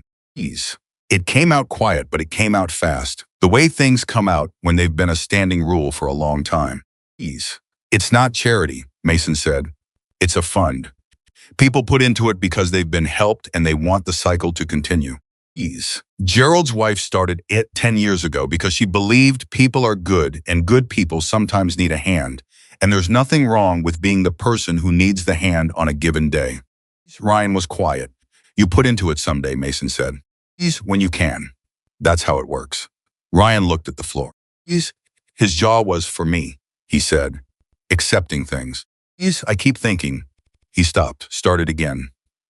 After my dad died, everything fell to me. The decisions, the money, my mom's care, everything. I got used to being the one who figures it out, the one who handles it. If I'm the one being handled, I don't. He stopped again. You feel like you failed, Mason said. Ryan looked up. Needing help feels like failing, Mason said. Because you've spent 2 years being the person who handles things, and if things need handling, it means you didn't handle them well enough. Ryan said nothing. His silence was its own answer. Your father wrote that thing down, Mason said. About stopping. About being the person who stops, right? Yeah. Did he write it as advice for other people? Or did he live it himself? Ryan thought about it. Both, he said. He stopped. For people. All the time. Random people, strangers, it didn't matter. He said. He paused. He used to say that your pride is the most expensive thing you own. Because it costs you every opportunity to let people be what they are. Mason leaned forward slightly. And what are people, according to your father? Ryan looked at him. Good, Ryan said, quietly. Almost like he was hearing himself say it for the first time, even though he'd read it 100 times. So let them be good, Mason said. Today, in this situation, you're the person who needs the stop. Please let people stop for you. It's not a failing. It's your turn. Ryan sat with that for a long moment. His hands rested on his knees. His feet, inside the badly cleaned canvas shoes, hurt in ways he'd been steadily refusing to acknowledge for the last 3 hours. Then he said, did you have to let people stop for you? After your brother? Mason was quiet. Yes, he said finally, I didn't want to. I fought it. I told myself I was fine, which, as you know, is the thing people say. And were you? No. What changed? Mason thought about it for a long time. Long enough that Ryan didn't rush him, just sat and waited. I stopped being angry at the help, Mason said. I stopped treating it like an accusation. Like people helping me meant they thought I wasn't capable. He paused. The help started feeling like what it was, just people being good. Like your father's notebook. Ryan reached into his pocket. He did it without seeming to decide to, the way hands move toward familiar things. He held the notebook in his lap. He would have liked you, Ryan said. Mason looked at him. He liked people who meant what they said, Ryan said. He always told me you can feel it when someone means what they're saying. He said most people can feel it, but they talk themselves out of trusting the feeling because it seems too simple. He turned the notebook over in his hands. I try to, Mason said. You're not trying, Ryan said. You just do. He looked down at the notebook. My dad did too. That's why everyone trusted him. You didn't have to think about whether it was real. The waiting room was quiet. A clock on the wall counted seconds in the particular way that waiting room clocks do, loud, steady, marking time that feels different from regular time. Can I ask you something about it? Mason said. Ryan looked up. The notebook. Can I see it? Ryan hesitated. And in that hesitation, Mason saw everything, the weight of the object, the way Ryan held it, the reverence that had become so habitual it was nearly invisible. The notebook was not just paper. It was the last 3 years of conversations Ryan couldn't have. The last 3 years of looking for his father in the advice that had already been given. You don't have to, Mason said. No, Ryan said. You can, he held it out. Mason took it carefully. He opened it to the first page, and there were the 3 words he already knew were there. People are good. The handwriting was clear and unhurried, the handwriting of a man who wrote slowly because what he was writing mattered. He turned a page. Another sentence. The road is long. Walk it with someone whenever you can. Another page. When you see a thing that needs doing, ask yourself if you'll be glad later that you did it. The answer usually tells you what to do. Another. Don't let pride drive the car. Let it sit in the back and be quiet. Mason stopped at that one. He read it twice. That one's my favorite too, Ryan said quietly. He'd been watching Mason's face. He knew things, Mason said. He knew people, Ryan said. That's most of it, really. He knew people. Mason closed the notebook. He held it for a moment before handing it back. And in that moment, with the weight of a dead man's gathered wisdom in his hands, a young man's inheritance, small enough to fit in a jacket pocket and large enough to have crossed a desert, Mason thought about Daniel. About the things Daniel had known and not written down. About the unrecorded knowledge that goes when people go. He handed the notebook back. Ryan took it. He put it back in his pocket. Thank you, Mason said. Ryan looked at him. For what? For letting me hold it. Ryan understood. He gave a short nod that held a lot. Dr. Kellerman came out of the back at 5:52, and the first thing he did was look at Ryan the way doctors look at patients who are pretending not to be patients. You took the first dose? Yes, Ryan said. How are the feet? Better. They are not better, Kellerman said, with the patient directness of a man used to dealing with species that couldn't tell him what was wrong.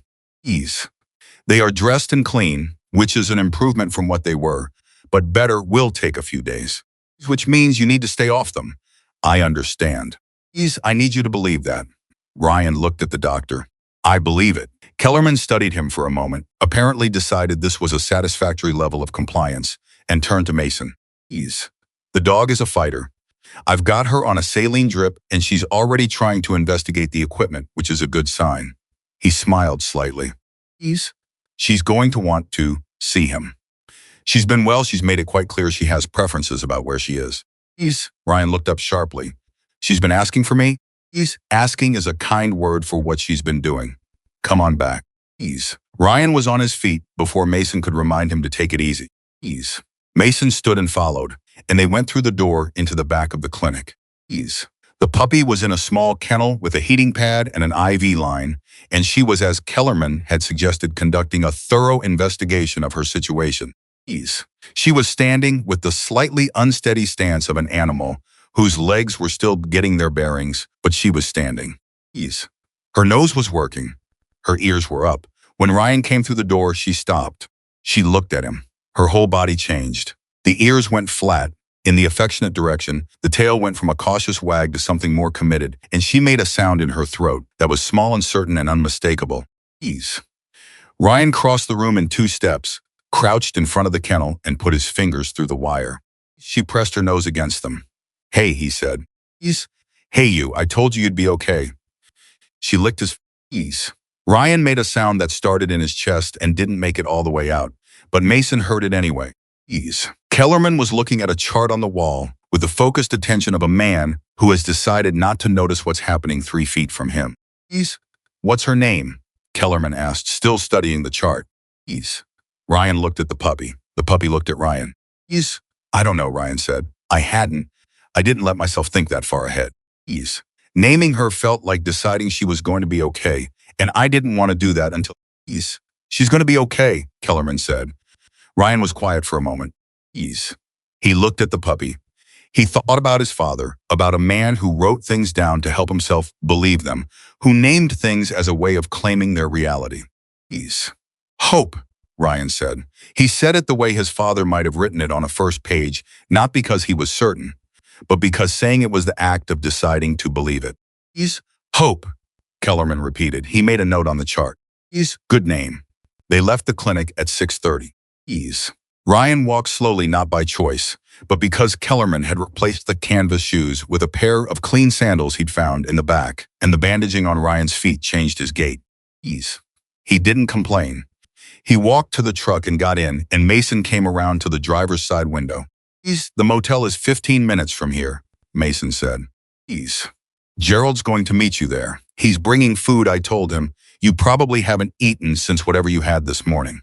Ryan looked at him. What time is it? 6:30. Ryan stared at the dashboard. This morning feels like it was in a different week. Long days have that quality. I had half a protein bar, Ryan said. This morning. Before the truck? He stopped.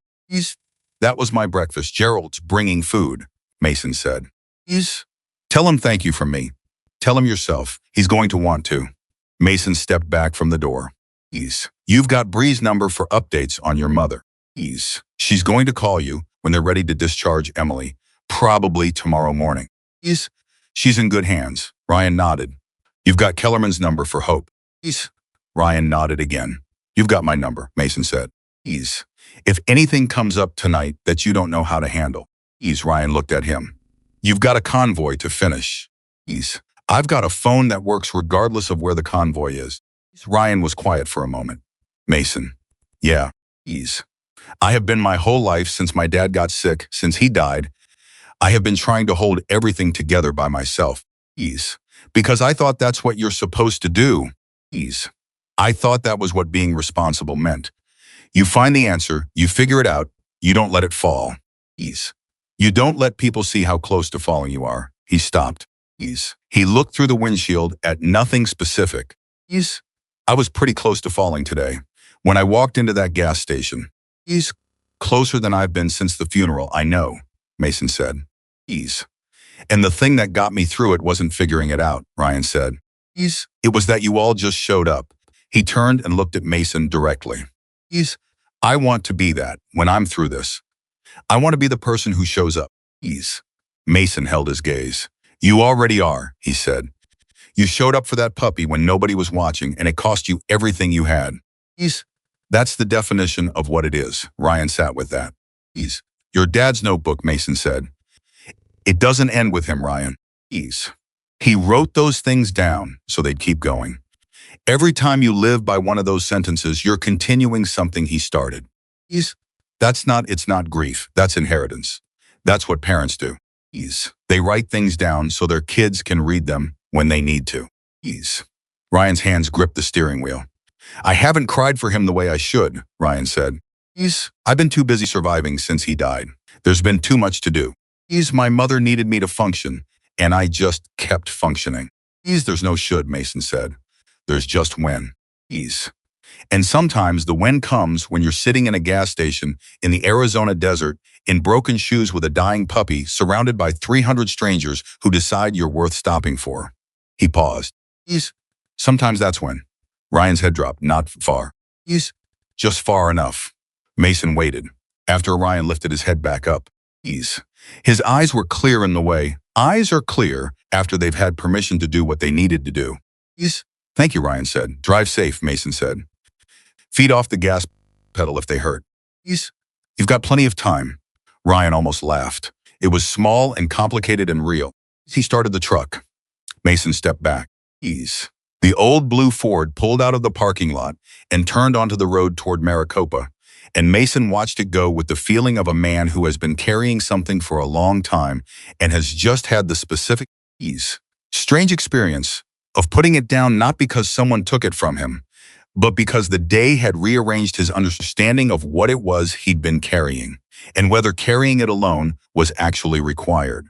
Ease. He stood in the clinic parking lot in the Arizona evening. Ease. And he called his brother's name once, quietly. Ease. To the air. Ease. Not a prayer, not a conversation, just an acknowledgement. Ease. I thought of you today. I think you'd have liked him. Ease. The air was still. Then his phone buzzed. He looked at the screen. Ease. It was a number he didn't recognize. Arizona area code. Ease. He picked up, Mr. Carter, a woman's voice. Brisk, professional, with an undercurrent of something that wasn't professional. Ease. My name is Sarah Webb. I work with the Maricopa Courier. We're the local paper. Ease. I got your number from Gerald Parker. He said I should speak to you directly. A pause. Ease. Mr. Carter. I was in the gas station this afternoon. Ease. I come in every Tuesday. It's my route. I was there when that young man came in. Ease. I've been sitting in my car for the last 2 hours, trying to decide whether to write about it, and I couldn't decide. And Gerald said, Ease. What did Gerald say? Mason said. He said the story needed to be told. Ease. He said it was the kind of story that the people needed to read right now. Another pause. Ease. He said the boy wouldn't mind, but that you were the one who should decide. Ease. Mason thought about Ryan Mitchell and the notebook and the 3 words on the first page and the whole long arc of this afternoon. Ease. He thought about his brother. He thought about what it meant for a story to continue about parents who write things down so their kids can read them. Ease. About how the things people do in desert gas stations on ordinary Tuesdays can become something that travels further than any convoy. Ease. He thought about what Ryan had said. I want to be that. Ease. I want to be the person who shows up. He thought about how many people there were out there sitting in their own broken trucks, on their own dirt roads, in their own private deserts, who needed to know that the person who stops exists. That stopping is still possible. That 3 words written on a first page are still true. Tell the story, Mason said. A pause. Are you sure? Tell it, Mason said. All of it. Don't clean it up. Please. Tell it exactly the way it happened, including the parts about you. Please. Mason looked at the sky. The Arizona evening was doing what Arizona evenings do, turning the whole horizon something between gold and copper. Please. Putting everything in the kind of light that makes you believe the day has meaning, even before you've figured out what the meaning is. Please. Especially the parts about me, he said. At 7:15. Gerald Parker arrived at the Mesa View Motel in Maricopa with 2 paper bags from a diner 3 blocks away, 2 full meals. Soup and sandwiches. The kind of food that's been made by someone who thinks food should taste like something. He knocked on Ryan's door, and when Ryan opened it, Gerald held up the bags without ceremony and said, "Eat." I don't want any conversation about it. Ryan stood there in the doorway in his borrowed sandals and his dust-worn clothes, looking at this 62-year-old gas station owner who had driven 15 minutes with dinner. And he said, "Gerald." I know, Gerald said. "No, I know," Gerald said again. He pushed the bags gently into Ryan's hands. Margaret would have done the same. Just eat. Ryan took the bags. "The room next door is ready for your mother when they discharge her," Gerald said. Keys at the front desk under Mitchell. "The owner's name is Donna. She's good people. She says there's no checkout pressure. Stay as long as you need." Ryan said nothing. He was looking at Gerald with the expression of someone who is running out of frameworks for what is happening to them. Also, Gerald said, reaching into his jacket pocket, the town fund covered the pharmacy. The antibiotics paid. He put an envelope on top of the paper bag. There's a little more in there, not a lot. Enough for a few days of gas and food while you get your bearings. It's not nobody expects anything back except that someday, if you're in a position to, you think of someone who needs it and you do the same. Ryan looked at the envelope. "My wife," Gerald said, "spent her life believing that the way things keep going is that people pass them forward. She was right about most things. I believe she was right about that too." Ryan looked up from the envelope. He looked at Gerald Parker, really looked at him, the way he'd learned to look at people from his father, the way that sees through the surface and into the thing underneath. "You miss her," Ryan said. It wasn't prying. It was recognition. Every day," Gerald said. "But less desperately than I used to." Today helped with that, oddly enough. He reached out and squeezed Ryan's arm once, briefly. "Eat your dinner. Rest. Your mother is going to need you functional tomorrow." He turned and walked back toward his car. Ryan stood in the doorway and watched him go. The paper bags warm in his hands. The envelope between them. The sound of the evening coming up around everything, and felt, for the first time in 2 years, that the weight he'd been carrying had company. Not that it was gone. Not that everything was resolved. But that the thing he'd been holding alone had other hands on it now, other people sharing the load without being asked to, and without keeping score. He thought about his father. He thought, "Dad, you'd have written a whole page about today." He went inside and ate his dinner. And when the food was gone and the room was quiet and the antibiotic was sitting in his system doing its slow, necessary work, he took out the notebook. He opened it to the last used page. The last thing his father had written. In the same unhurried hand. Maybe 6 months before he died. Sometimes the world surprises you. Let it. Ryan looked at that sentence for a long time. Then he went to the small desk by the window, found a pen in the drawer, and turned to the next blank page. He sat there for a moment, pen in hand, the blank page in front of him. Then he wrote, "Today the world surprised me." He looked at what he'd written. He put the pen down. He closed the notebook. And for the first time in 2 years, Ryan Mitchell fell asleep before he'd finished worrying about everything that still needed to be figured out. Ryan woke at 6:43 to his phone buzzing on the nightstand. He was upright before he was fully awake. 2 years of being the person who answers had trained him that way, had wired his body to move toward crisis before his brain had finished booting. He grabbed the phone and looked at screen and felt his heart rate spike before he registered the number was Breeze, not the hospital's emergency line. He picked up. Is she okay? She's fine, Bree said. She's better than fine. She's been awake since 5 and she's been asking about you every 15 minutes, which I'm told is a considerable improvement from yesterday when she was asking every 10. A pause. She wants to know if you slept. Ryan looked at the bed. He was sitting on top of the covers, still in yesterday's clothes, which meant he'd fallen asleep the moment he lay down and hadn't moved. Yeah, he said. I slept. Did you actually sleep? Or are you saying that so she stops worrying? Both, Ryan said. But mostly the first one.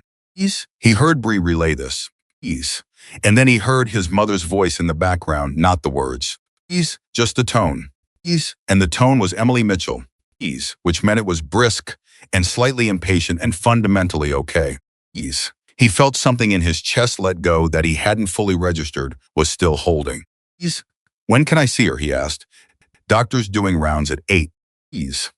If everything looks good and the nurse this morning said it should, she could be discharged by 10:11 at the latest. You should eat breakfast. A pause. That's from me, not from Emily.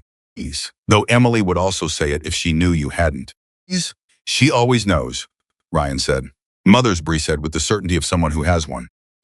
Ryan got off the phone and sat on the edge of the bed and took stock. His feet hurt a persistent low-grade hurt, the kind that had settled in for the duration rather than the sharp explosive hurt of yesterday. The fever was gone, or close enough to gone that the difference didn't matter. His shoulders ached in the particular way that happens when you've been holding tension in them for so long that the relaxing hurts worse than the holding did. He was hungry in a way that meant his body had decided it was done being polite about it. He took the second antibiotic from the bedside table. Swallowed it with water from the bottle Gerald had left. He stood up carefully, walked to the window. The morning outside was quiet. Maricopa at 6:45 on a Wednesday was not a place conducting urgent business. A few cars. A woman walking a dog. The particular stillness of a small town before it decides to start. Ryan looked at the notebook on the desk, at the sentence he'd written last night on the page after his father's last entry.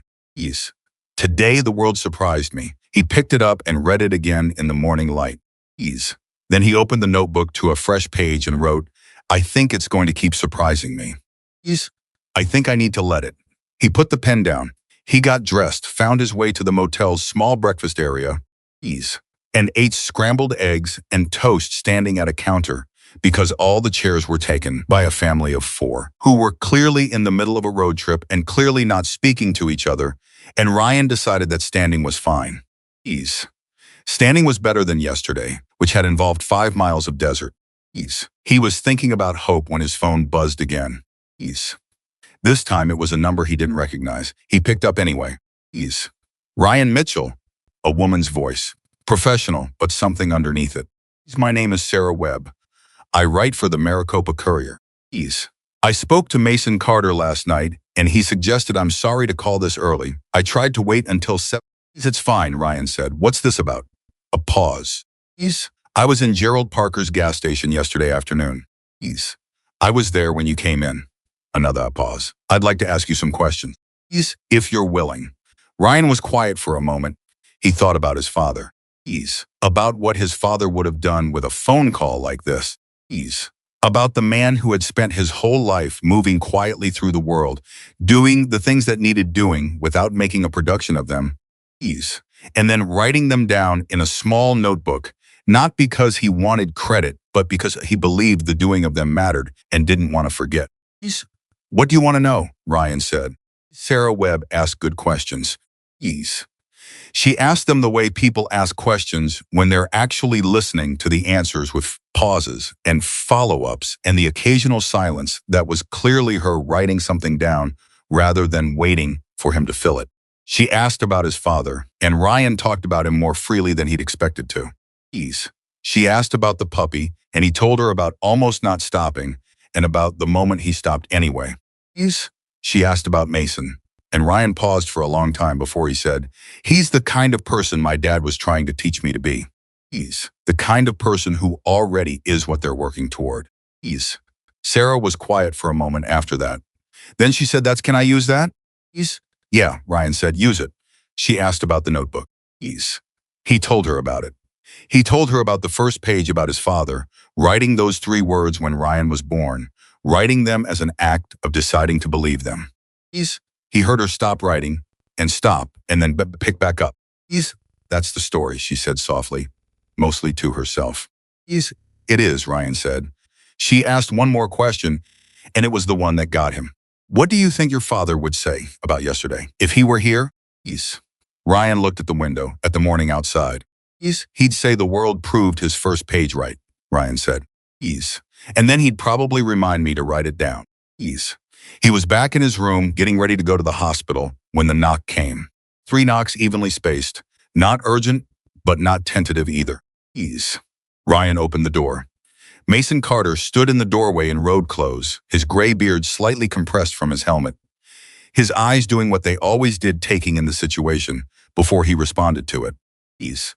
Ryan stared at him. You're supposed to be riding. Yes, I'm riding, Mason said. I'm also here. Those 2 things are not mutually exclusive at 6:50 in the morning. Yes, the convoy left an hour ago. I told them I'd catch up. Yes. Decker's got the lead. He looked Ryan over with the quick efficiency of someone who has learned to assess people quickly. Yes. You slept. Feet? Hurting better. Fever. Gone, Mason nodded. Yes. Good. Yes. He held out a paper cup of coffee from where? Yes. Ryan had no idea. Yes. There was no coffee visible anywhere in the immediate vicinity. Yes. But Mason Carter was the kind of person who appeared with what was needed without explaining the logistics. Yes. I talked to Kellerman this morning. Hope had a good night. Yes. She ate a little, not much, but some. He says she can go home this afternoon. Yes. Ryan took the coffee. Home, he said. The word had a shape he wasn't sure how to fit yet. Yes, wherever that is for you two, Mason said. It's a relative term. He looked at Ryan steadily. Yes. What's the plan? Ryan held the coffee cup and thought about the plan. Yes. The plan as it had existed before yesterday, the threadbare, provisional. Yes. We'll figure it out when we get there. Plan that had been held together by stubbornness, and his mother's quiet insistence that something would work out felt both very far away and strangely less frightening than it had yesterday morning. Yes. Yesterday morning, the plan's fragility had felt like falling. Yes. Today, it felt more like a thing that could be rebuilt. Yes. We were heading to Tucson, Ryan said, before the truck. Yes. My mother's sister is there. She's been asking us to come for 8 months, and we kept saying we weren't ready, and then we ran out of reasons not to. He looked at the coffee cup. He's Aunt Carol. She's got a house with a guest room and a job she says she can get me into. She manages a landscaping company. It's not what it doesn't matter. It's work, and it's close to family. How far is Tucson from here? An hour and a half, maybe 2. Sal fixed it. Yes. So Mason said. Yes. So, Ryan said. So, after your mother gets discharged and Hope gets picked up, you've got everything you need to make it to Tucson. Yes. Ryan looked at him. When you say it like that, it sounds almost simple. This is almost simple, Mason said. That's not the same as easy. Yes, but the path is there. Ryan drank some of the coffee. It was good coffee, which surprised him for 6:50 in the morning in a motel parking lot in Maricopa. Yes. He didn't ask where Mason had gotten it. Some things were better not examined. Yes. You didn't have to come back, Ryan said. Again. Yes, I know, Mason said again. Why did you? Mason was quiet for a moment. Yes. Not the silence of someone who doesn't have an answer, the silence of someone deciding how much of the answer to give. Yes. Because when I left yesterday, I felt like something was unfinished. Yes. And I've learned in the last 3 years to follow that feeling. He paused. Yes. Also, I wanted to know your mother was actually okay. Yes. I wanted to see it, not just hear it. Ryan looked at him. Yes. You barely know her. I know, Mason said. But I found her in that truck. Yes. I was there when she was scared and trying not to show it and asking about you. Yes. That does something. Doesn't require a long acquaintance. Yes. Ryan nodded slowly. He understood that. He'd felt the same about Carla within 10 minutes of meeting her. Yes. The way crisis compresses things, the way an hour of genuine emergency does what months of ordinary contact might not. Yes. She's going to want to meet you properly, Ryan said. Yes. She's been asking Bree about you since last night. Yes, Bree told me. He paused. She said, Bree said my mother referred to you as the man who understood. Mason was very still for a moment. The man who understood, he repeated. Ease. Yeah. A pause. What do you think she meant by it? Ease. Ryan looked at him directly. I think she meant that you've been where she is. He's not medically. But the alone part, the too proud to ask part, he's the one thing at a time part. He held Mason's gaze. I think she looked at you and saw someone who knows what it costs to need help and accept it anyway. Mason held the gaze. Something moved through his face that was too quick and too deep to fully catch. She's perceptive, Mason said finally. She's been that way my whole life, Ryan said. It's inconvenient sometimes. The hospital was 12 minutes from the motel, and Ryan drove carefully, his bandaged feet finding the pedals with more care than usual. The truck moved through Maricopa morning traffic, which was light, because Maricopa, because Wednesday, and Ryan thought about everything and nothing in the way that happens when a person is moving towards something they need and have been waiting for. Bree was in the waiting area when Ryan came through the door. She stood up when she saw him, and the expression on her face was the specific expression of a person who has been on vigil for someone they just met but have already decided they care about. She's been ready for an hour, Bree said. They made her wait for the final blood panel results. She's been gracious about it. A pause. Forcefully gracious. Ryan almost laughed. That's her. She's in room 214. Go on up. I'll wait here. Ryan went up. He knocked on the door of 214 and pushed it open, and Emily Mitchell was sitting on the edge of the hospital bed in her clothes from yesterday. Her hair brushed. Her posture deliberate. With the particular set of her shoulders that meant she had been determined to look normal when he walked in and was currently succeeding. She looked at him. He looked at her. You slept, she said. Everyone keeps saying that, Ryan said. Because it's visible, Emily said. You have a different face when you've slept. You've had the other face for 2 years. I forgot what this one looked like. She stood up carefully. He noticed, and she noticed him noticing. I'm fine, she said. I stood up carefully because the floor is cold, not because I'm fragile. I know, Ryan said. The medication is working. My levels are back to where they should be. The doctor said, Mom. She stopped. He crossed the room and put his arms around her, and she put her arms around him.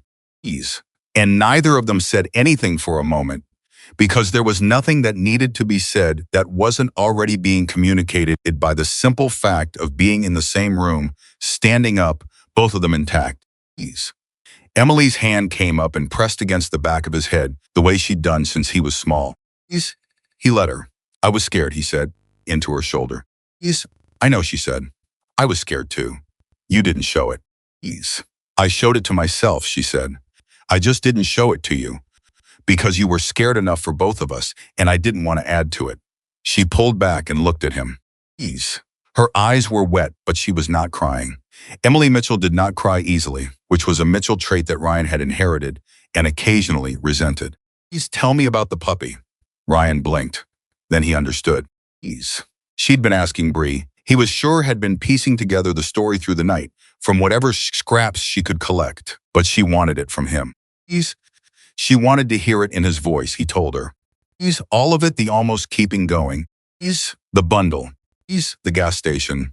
The way the room had gone still when Hope moved. He told her about Carla and the electrolyte water. He told her about Kellerman and the vet visit and the name. He told her about Gerald and the food and the envelope and the fun Margaret had started 10 years ago. He told her, and his voice shifted here, went quieter about Mason. Emily listened without interrupting. This was another thing about Emily Mitchell that Ryan had spent his whole life taking for granted. She was an extraordinary listener.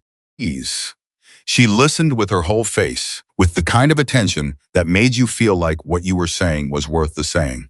His father had been the same way. He sometimes thought the two of them were so good at listening to each other that the rest of the world had been slightly improved just by being around the frequency of it. When he finished, she was quiet for a long moment. His brother, she said. 3 years ago. Heart condition. He knew and didn't say. Emily pressed her lips together. That's why he looked at me the way he did, she said. Ease. What way? Like he understood exactly what it costs to sit in a broken truck in the desert and tell yourself you're fine. She looked at her hands. Ease. I saw it in his face when he pulled up, before he'd said 2 words. Ease. Something in the way he looked at the truck. She paused. Ease. I thought, this man has been afraid for some. Ease. And the someone didn't make it. Ryan said nothing. Ease. I said a prayer for him last night, Emily said. Just quietly. Ease. For the brother, she looked up. Do you think he'd want to know that? Ease. Ryan thought about the flat rock and the word preventable, and Mason saying yes with the particular honesty of a man who has stopped pretending otherwise. Ease. Yeah, Ryan said. I think he would. Ease. The doctor came in at 9:52 with the final results and the discharge paperwork. Ease. And everything was exactly as it should be. Her rhythm was regular. Ease. Her levels were stable. Ease. The medication was working and would continue to work as long as she took it every day, which the doctor said with the meaningful emphasis of a man who knew he was talking to someone who had demonstrated a tendency to not quite manage that. Ease. Emily said she understood. The doctor said he was glad to hear it. Ryan said, she'll take it every day. I'll make sure of it. Ease. Emily started to say something about not needing to be managed. Ease. Ryan said, I know, but I'll still make sure. The doctor looked between them, and this was a dynamic that had been established long before he entered the room and signed the paperwork. Ease. Bree was waiting with the car when they came out. Ease. And her expression when she saw Emily walking under her own power was a thing. Ryan filed away the relief of someone who had only known this woman for a night and had still managed to become genuinely invested in her outcome. Ease. Ryan was beginning to understand a pattern. Ease. People met Emily Mitchell and became invested. It had happened his whole life. Ease. There was something about her that made people feel that her wellness mattered. Ease. You look good, Bree said to Emily. I look like someone who slept in a hospital, Emily said. Ease. But thank you for saying so. Your son slept too, Bree said. Ease. I can tell, Emily said, and looked at Ryan in a way that had a whole sentence in it. Ease. Mason was leaning against the truck when they reached the parking area. Ease. He'd been waiting without making a production of waiting, which was characteristic. Ease. Emily saw him before Ryan could say anything about him being there, and she stopped walking. Ease. She looked at him across the parking lot with the directness that was central to her. Ease. Mason looked back. He straightened away from the truck and walked toward them, and when he reached Emily, he said, Mrs. Ease. Mitchell, it's good to see you on your feet. Emily said, You're Mason Carter. Ease. Yes, ma'am. Emily looked at him for a moment. My son told me about your brother. Ease. Something moved through Mason's face, quick, controlled, but there. Ease. Ryan has a generous version of events, he said. He has an accurate one, Emily said. Ease. He gets that from his father. She studied Mason for another moment. Ease. I prayed for him last night, your brother. I hope that's all right. Ease. Mason was still. His name was Daniel, Mason said. He's Daniel, Emily repeated simply, giving the name a moment of its own. Ease. He'd be proud of you. I don't know him, but I know what you did yesterday, and I know the kind of person it takes to do it. Ease. Daniel would be proud. Mason looked at her with the expression of a man who has been told something that went somewhere he didn't entirely expect. Thank you, he said. It came out quiet and real. Emily nodded.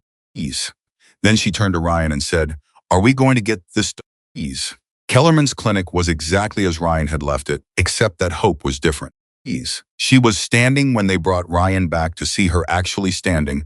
Ease. With the full, deliberate, slightly overdone stability of an animal that has decided it is back and intends everyone to be aware of this. Ease. Her ears were up. Her eyes were clear. When Ryan came through the door, she did the same thing she'd done the previous afternoon. Her whole body changed, but this time she added action to the recognition. She made a sound that was somewhere between a bark and a cry and pushed against the kennel door. Ease. Kellerman opened it. Hope walked, not stumbled. Ease. With the new coordination of an animal who had been horizontal for too long and was determined to prove it wouldn't last, and went directly to Ryan and put her front paws on his knee and looked up at him with the total certainty of an animal who has made an irreversible decision about who her person is. Ease. Ryan crouched down. She climbed into his arms. She was still small, 8 weeks, probably, the runt of whatever litter she'd come from or been separated from, but she was present in a way she hadn't been yesterday. Ease. She occupied space. She had opinions about it. She ate breakfast, Kellerman said from behind Ryan. Ease. Small amount, appropriate for her size and condition. Ease. She's going to need to be fed small meals frequently. For the next week, I've written it all down. Ease. The fluids are done. She's holding her hydration well. He paused. Ease. She's going to be fine. Full recovery, no lasting effects, as long as she gets consistent care going forward. Ease. Ryan pressed his face briefly against the top of Hope's head. Ease. She tolerated this with the patience of an animal that has already accepted that her person is going to be like this. Thank you, Ryan said. Don't thank me, Kellerman said. Ease. She did the work. She just needed the time and the fluids. He paused. Ease. Bring her back in a week for a follow-up. There's a clinic in Tucson. I can refer you to good people. They'll know what to expect. Ease. Ryan looked up. How did you know we were going to Tucson? Ease. Kellerman smiled slightly. Gerald mentioned it. Gerald mentions most things. Ease. It's a feature of Gerald. He held out a folder, the care notes, Ryan realized, printed and organized in Kellerman's meticulous handwriting. Ease. Everything you need is in there.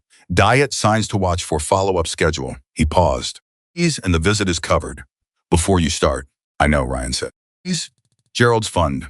The ride fund, Kellerman said. We've had a partnership for 3 years. People put in because they want good things to happen, and sometimes the good things involve a puppy that needed exactly 42 hours of IV fluids and some scrambled egg. He looked at Ryan over the top of his glasses. Ease. You stopping for her mattered. I want you to know that.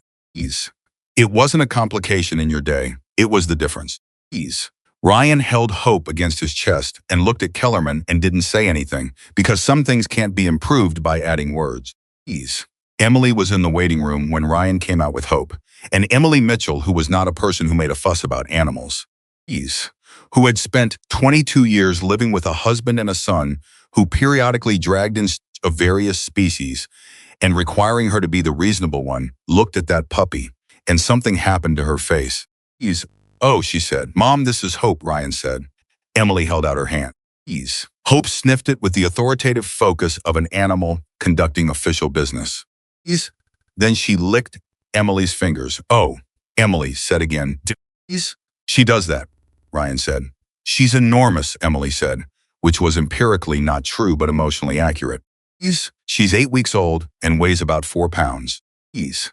She's enormous, Emily repeated, with the certainty of a woman who has found a thing and decided how she feels about it and does not require the facts to agree. Ease. She scratched behind Hope's ear. Hope's tail became an event. Ease. We're keeping her, I know, Ryan said. I'm just saying it clearly. Ease, Mom. I named her. I wasn't planning to leave her. Ease. Emily looked at her son over the puppy's head. What did you name her? Ease, Hope. Emily was quiet for a moment. Her hand continued moving gently behind Hope's ear. Ease. Your father would have chosen the same name, she said. Ease. I know, he named everything, she said. Every plant in the garden. Ease. The truck. The truck's name was Gerald, actually, Ryan said. Ease. It's a little awkward now. Emily's expression shifted into something that was almost briefly a laugh. Ease.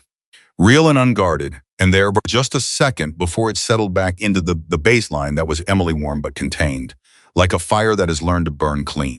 Ease. Let's go, she said. Let's go see these people and thank them properly, and then let's go to Carol's. Ease. They gathered in the parking lot of the motel for the leaving. Ease. It was not planned as a gathering, these things rarely are. Ease. But Mason was there, and Gerald had driven back over, and Bree was there, because Bree had decided this morning that she was staying until the Mitchells left and nobody had argued with her. Ease. Torres had waited too. Ease. It turned out had decided on his own. Ease. Without saying anything about it. Ease. To spend the extra morning in Maricopa rather than ride out with the convoy. Ease. He was standing near Decker's radio bike, which had also stayed, not because Decker had been asked, but because Decker went where Mason went and didn't require a reason beyond that. Ease. It was 7 people in a motel parking lot in Maricopa, Arizona. Ease. On a Wednesday morning in July. Ease. Gathered around an old blue Ford with a puppy and a woman with a newly stabilized heart and a young man with bandaged feet and a small notebook in his pocket, and there was nothing dramatic about it.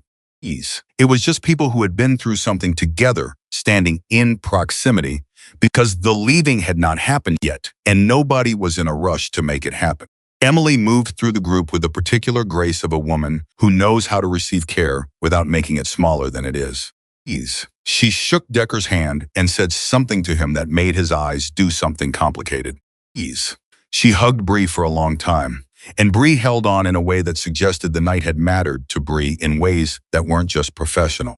Ease. She shook Torres's hand and thanked him for the field medicine with the specific gratitude of someone who understood what had been given. Ease. She spoke to Gerald for several minutes. Ease. Privately. Ease. Just the two of them near the truck. Ease. And what was said between them was not for anyone else. Ease. But when they separated, Gerald was looking at the ground for a moment, in the way that men look at the ground when they need a second. Ease. Then Emily came to Mason. Ease. She stood in front of him with her characteristic directness and looked at him the way she'd been looking at him since the parking lot, like she was reading a text she'd already partially understood and was confirming the last few sentences. Ease. You didn't have to come back this morning, she said. Ease. No, Mason agreed, but you did, yes. Emily studied him. Ryan said, you told him it's not penance. The stopping. Ease. Mason looked at her. He told you that. He tells me most things. Ease. Not always in real time, but eventually. She held his gaze. Ease.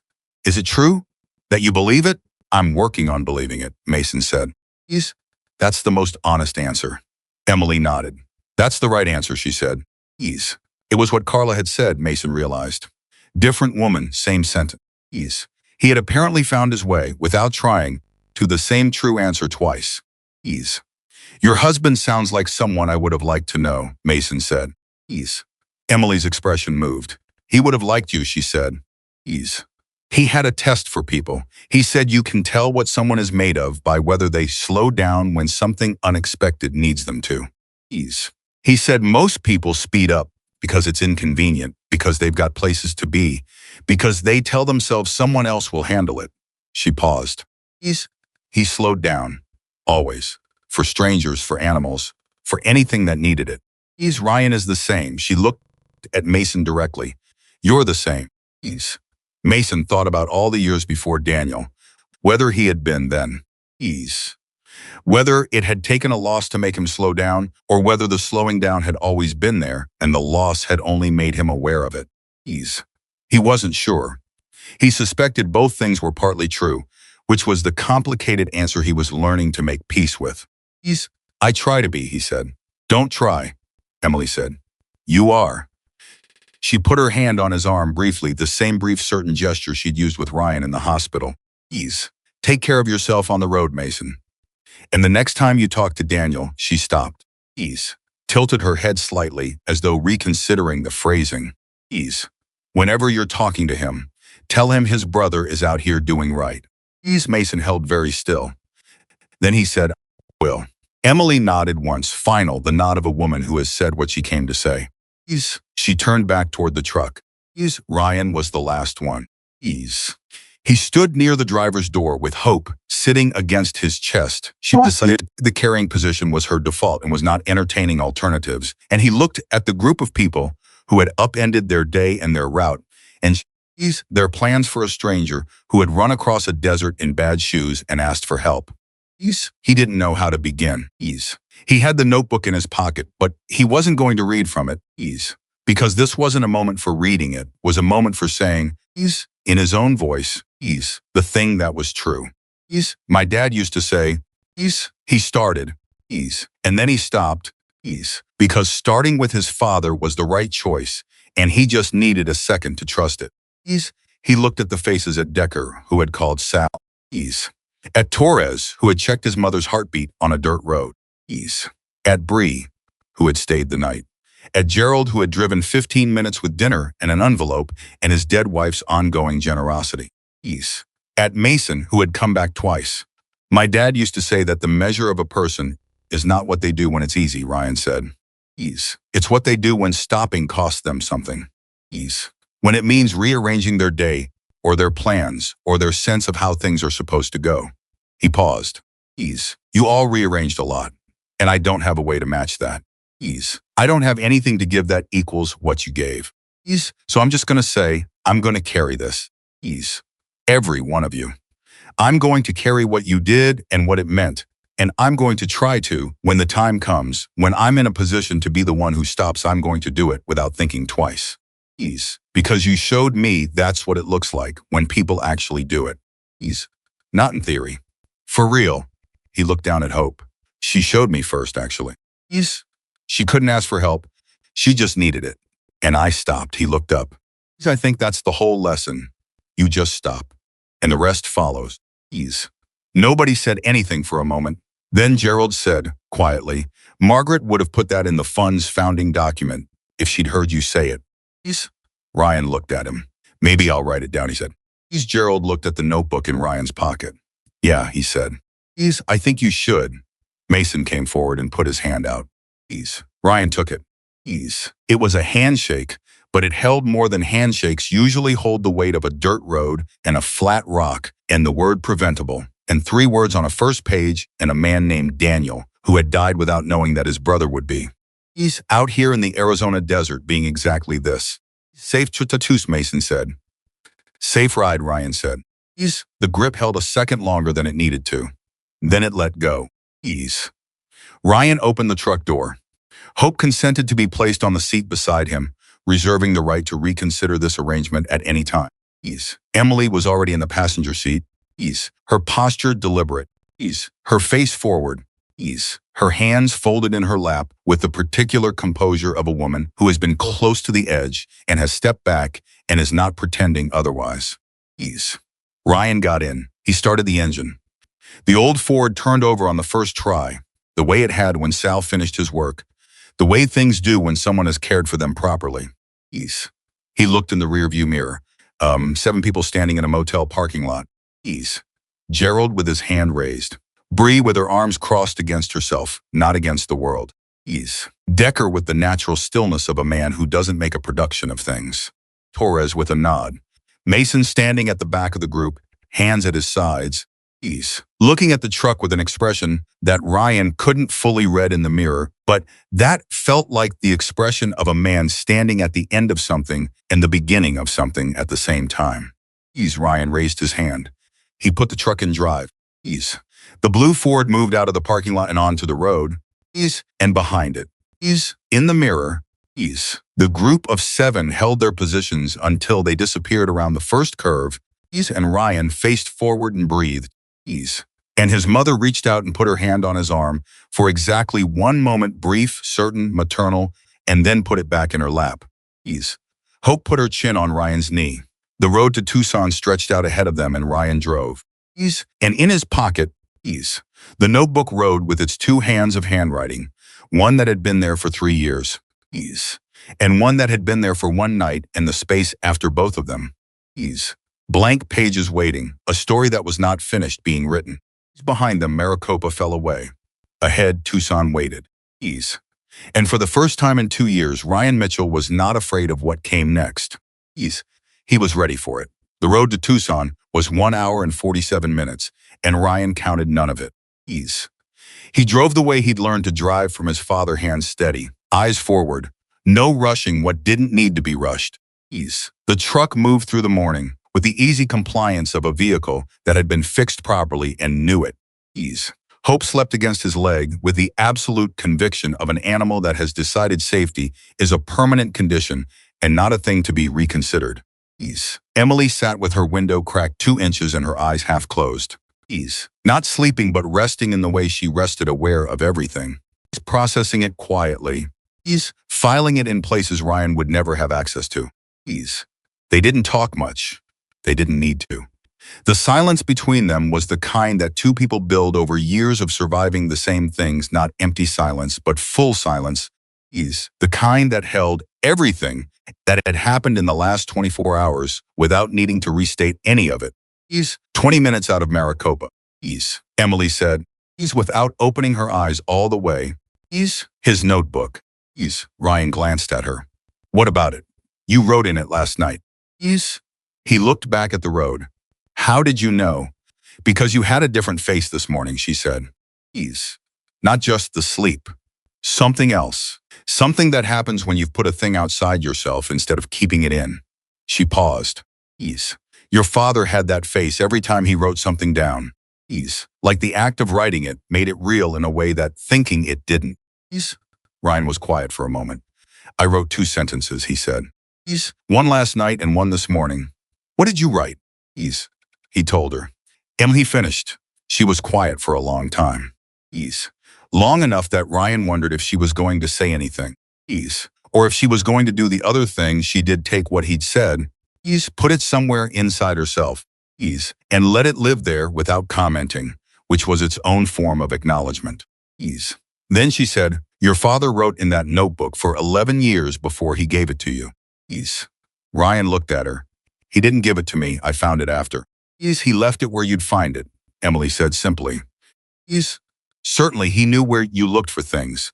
He knew your habits. Ease. He put it in the drawer with the photographs because he knew you'd go to the photographs first. She opened her eyes the rest of the way and looked at Ryan directly. Ease. He left it for you. He just couldn't figure out how to give it to you in person without making it into a goodbye, and he didn't want it to be a goodbye. Ease. He wanted it to be a beginning. Ryan gripped the steering wheel. Ease. He had never considered this. Ease. In 3 years, ease. It had never occurred to him. The notebook had felt like something he'd found. Ease. Something left behind by accident.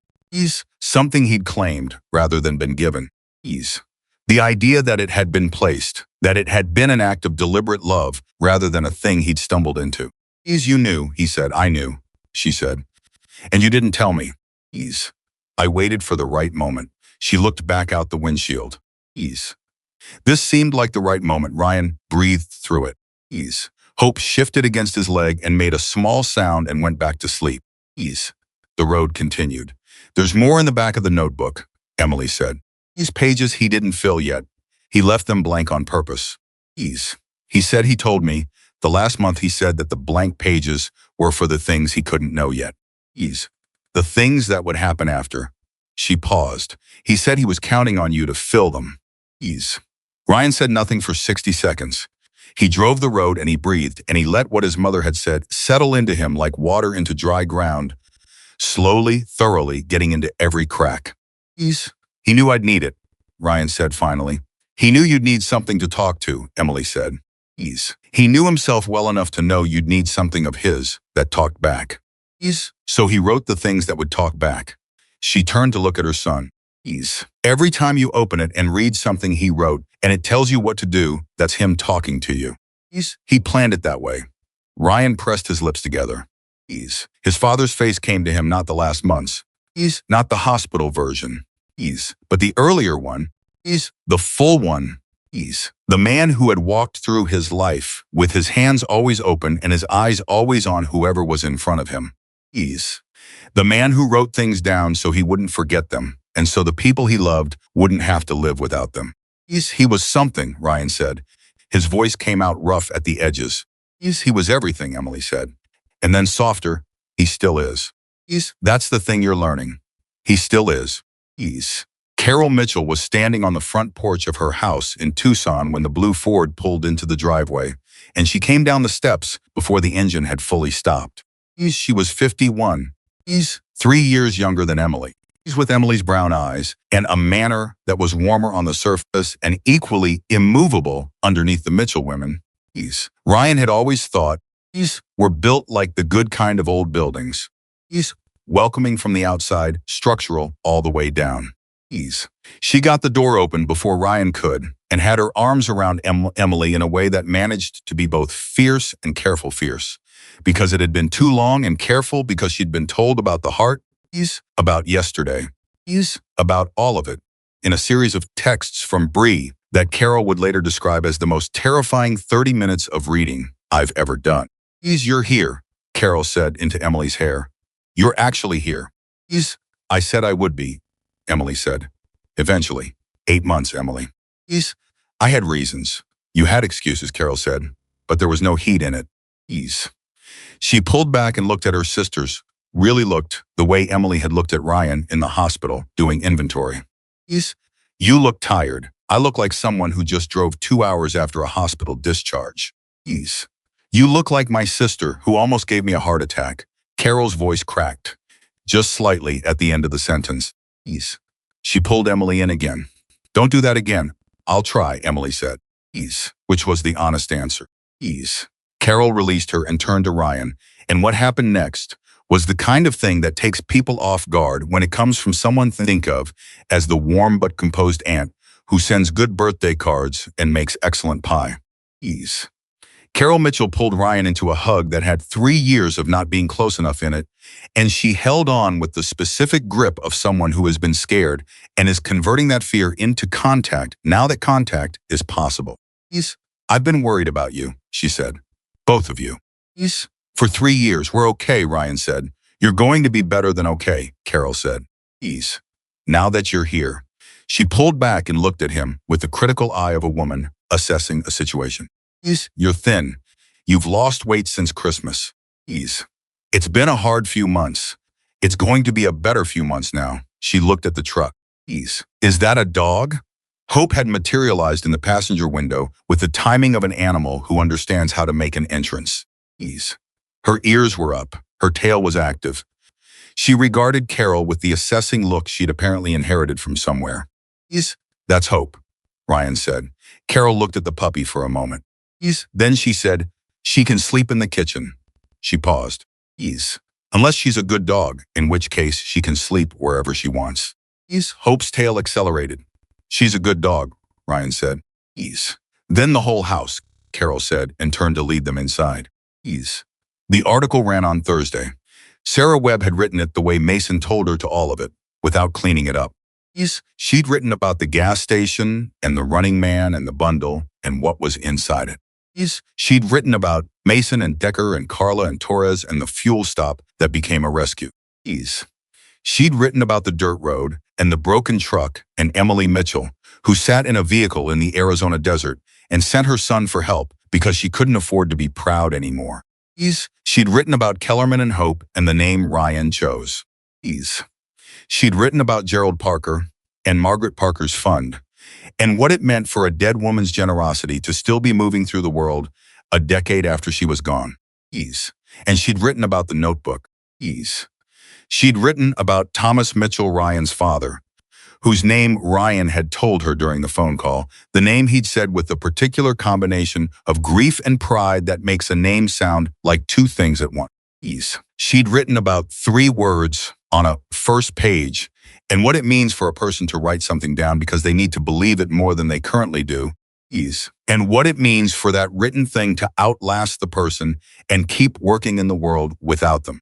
Please. Ryan didn't know the article had run until Carol came into the kitchen on Thursday morning with her laptop and set it on the table in front of him without saying anything. He read it. He read it twice.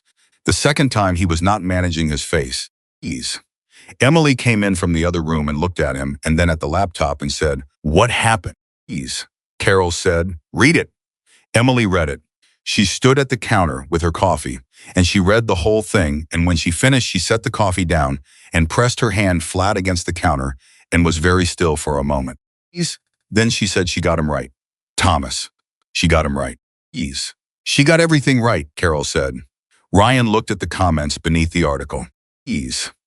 He had not intended to read the comments. He had spent enough time on the internet to know that the comments were frequently the place where good things went to be handled badly. But the comments were already loading, and he read the first one before he could decide not to.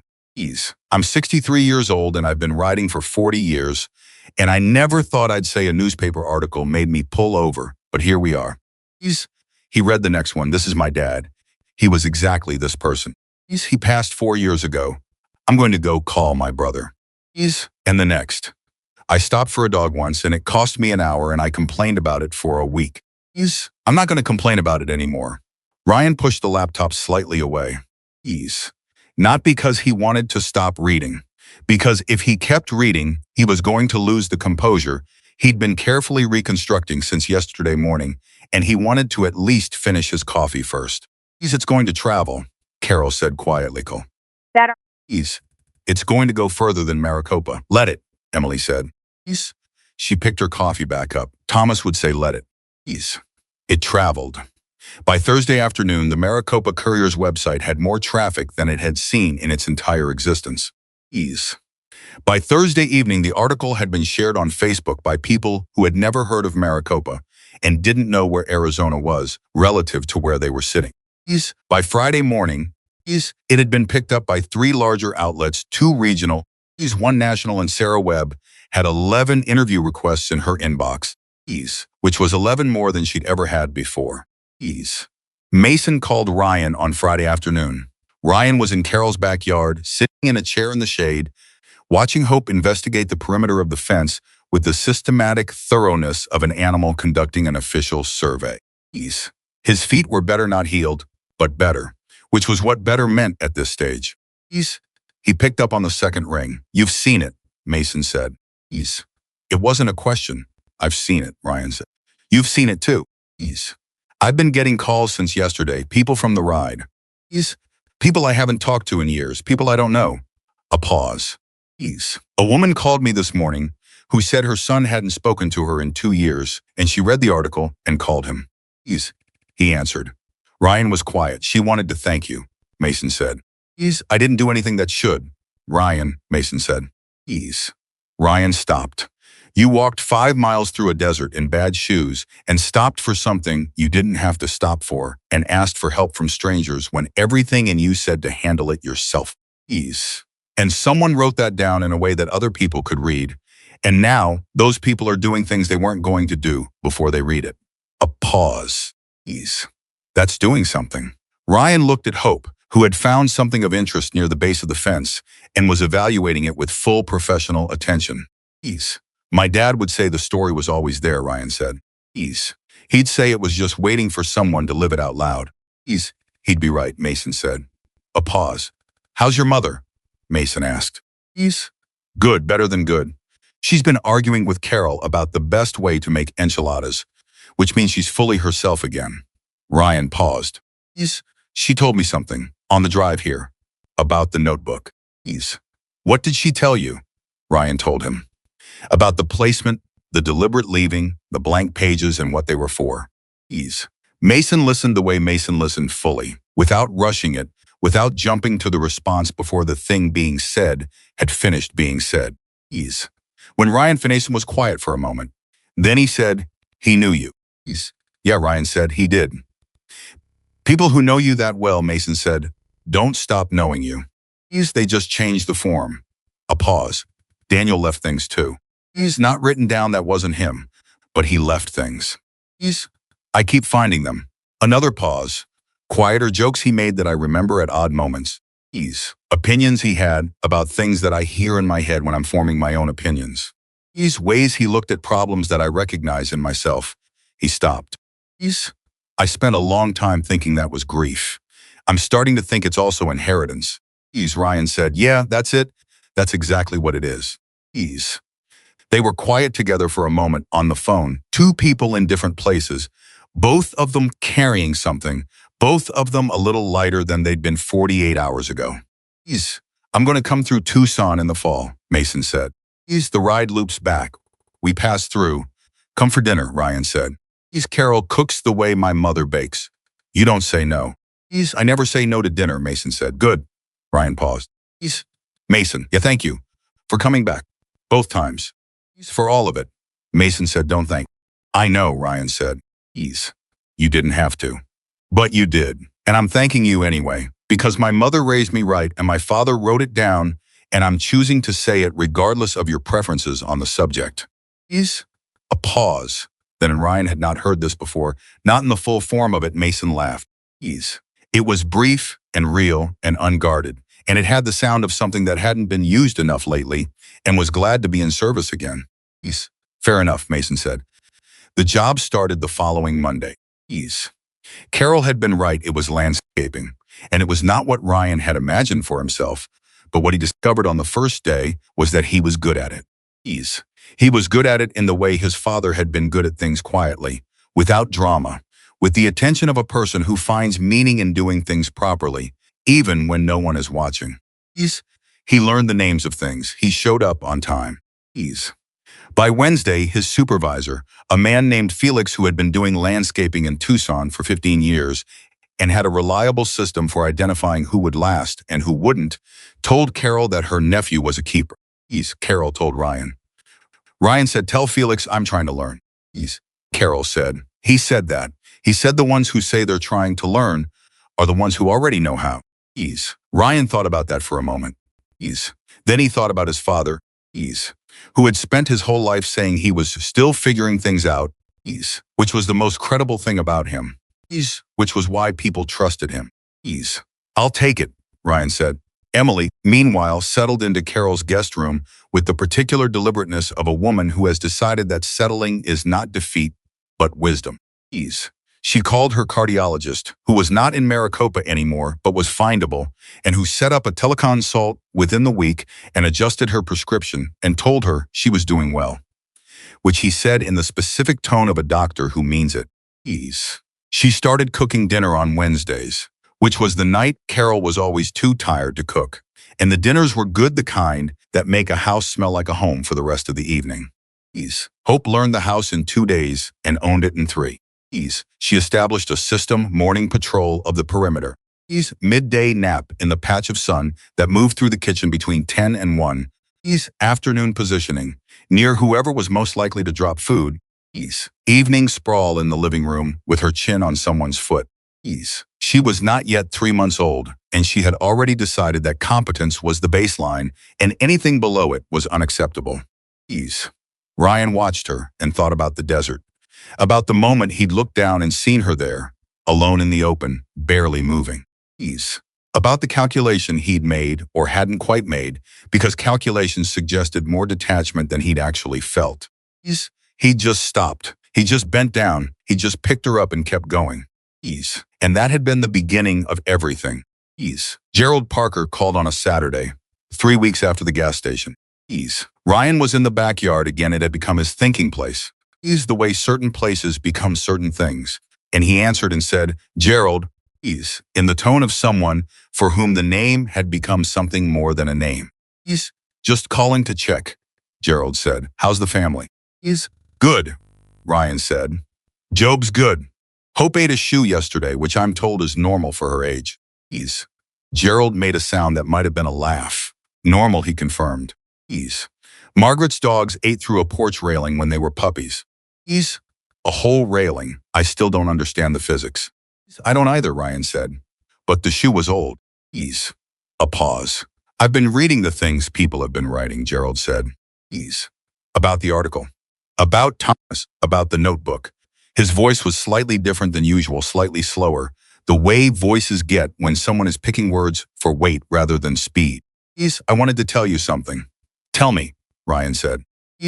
"I called my daughter," Gerald said.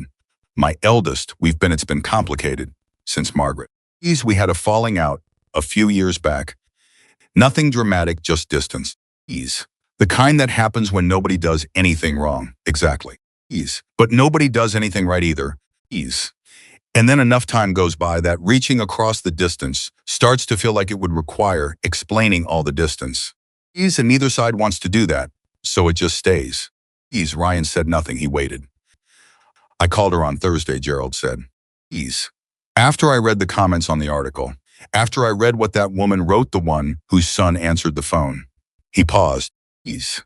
"My daughter answered on the second ring." Ryan felt something move through his chest. "We talked for 2 hours," Gerald said. "We didn't explain the distance. We just started talking from where we are now, which is what Margaret always said to do. She always said, don't start from the beginning, start from right now, because right now is the only place you are." A pause.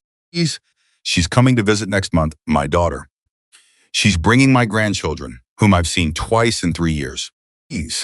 Ryan pressed his lips together. He was not going to cry on a Saturday afternoon in his aunt's backyard. He was making this decision firmly and in advance. "Gerald," he said. Gerald said, "I know. I just wanted to tell someone who'd understand why it mattered." A pause. "I think your father would understand." "He would," Ryan said. "He'd say you did exactly the right thing. He'd say don't wait for the right moment," Gerald said. "He'd say the right moment is right now." "He would have said exactly that," Ryan said. Ease. Gerald cleared his throat in the way that men clear their throats when they've reached the limit of what they're going to say about something that matters too much. Ease. All right, just wanted to check. You're good. We're good, Ryan said. Please come visit. Carol's enchiladas are worth the drive. Please. I might, Gerald said. I just might. He hung up. Ease. Ryan sat with his phone in his hand and looked at Hope. Ease, who had come out of the house at some point during the conversation and installed herself against his foot with the authority of an animal who has determined that this foot is hers and the person attached to it is going to have to live with that. Ease. He looked at her for a long time. Then he reached into his pocket and took out the notebook. Ease. He'd been adding to it. Not every day he wasn't a person who could make a daily practice out of something that required him to mean it, but when something happened that felt like it belonged in there. Small things sometimes. Observations. Things people said that landed. He'd written down what Mason said about inheritance. He'd written down what his mother said about the blank pages being left on purpose. He'd written down Felix's comment. The one Carol had relayed, the ones who say they're trying to learn, are the ones who already know how because it was the kind of thing his father would have written. And because writing it made Ryan feel like the conversation between them was continuing, which was the point. He opened the notebook now to the most recent entry and looked at what he'd written 2 days ago after Felix said what he said. Below that, the page was blank. He picked up the pen he kept in his pocket, a habit he developed without deciding to, the pen appearing one day and staying, and he looked at the blank page. He thought about Gerald's daughter answering on the second ring. He thought about Mason laughing on the phone, real and unguarded. He thought about his mother in Carol's kitchen, arguing about enchiladas, fully herself. He thought about Hope eating a shoe and looking deeply unrepentant. He thought about his father's hands wide-knuckled, deliberate writing 3 words on a first page because he needed to believe them. He thought about a Tuesday in July that had started as an ordinary day and ended as the day everything changed. Not because of one dramatic moment, but because of 100 small ones, a choice to stop, a door opening, a room going quiet, a puppy breathing. He wrote, Dad, the blank pages are filling up. I think that was the plan. I think you knew they would. He looked at what he'd written. Then he wrote one more line below it. People are still good. I can confirm it. He closed the notebook. He put it back in his pocket. Hope shifted against his foot and looked up at him with the clear, certain eyes of a creature that has found its place in the world and is not confused about it. Okay, Ryan said to her. To the afternoon. To his father's first sentence, which was still true, which had been proven true in a gas station, and on a dirt road, and in a hospital room, and in a motel parking lot, and in 1,000 small moments since. Okay. In September, the Hells Angels charity convoy looped back through Tucson. Mason called 3 days before. We're coming through Saturday, he said. Still good for good, Ryan said. How many people? A pause. How many can Carol feed? Ryan looked at Carol, who was standing in the kitchen door listening to the conversation, with the expression of a woman who had already decided the answer. As many as need feeding, Carol said. Ryan relayed this. Mason said. Then I'll bring 12, Carol said. Tell him to make it 15. There's always more. They came on Saturday afternoon, 15 riders, filling Carol's driveway and the street in front of the house with the familiar rumble that Ryan now associated not with danger or distance or the unknown, but with the specific feeling of help arriving. With the sound of people who stop.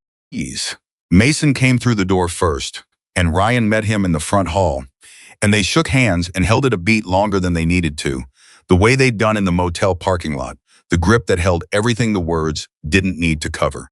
You look different, Mason said. Better or worse? Better, Mason said. Like someone who's been sleeping. I have been sleeping, Ryan said. I can tell. Emily came in from the kitchen, and Mason went still for exactly 1 second when he saw her, the same stillness from the hospital parking lot, the recognition of someone who had been sick and was now recovered, the specific relief of that. She came forward and shook his hand and said, You came, in the tone of someone for whom this was not a surprise but was still a gift. I said I would, Mason said. People say things, Emily said. Please, you did the thing. She held his hand a moment longer. Please. Daniel would be proud, she said. Same as before. Certain. Unhurried. Same as before. Mason held very, he said. Same as before. Quiet. Ease. Decker came in behind him and shook Ryan's hand with the uncomplicated warmth of a man who has decided that Ryan Mitchell is in his category of people worth knowing. Ease. Torres came in and reported that Hope, who had positioned herself at the front door with full official greeting authority, had already accepted tribute from 6 riders before Decker had made it through the front door. Carla came in last. She looked at Ryan and said, "Feet? He's healed," he said. "All the way." She nodded once, satisfied, the nod of a woman who takes completeness seriously. Ease. Carol's dinner was what Carol's dinner always was, more than enough, made with the conviction that food is one of the primary ways love takes physical form. Ease. She'd made enough for 20 people because she'd known there would be 15, and because being Carol meant the margin was always generous. Ease. The table extended into the living room. People sat where they found a chair. Ease. Hope moved between legs in a systematic pattern that suggested she had a plan, though what the plan was remained her own business. Ease. Gerald was there.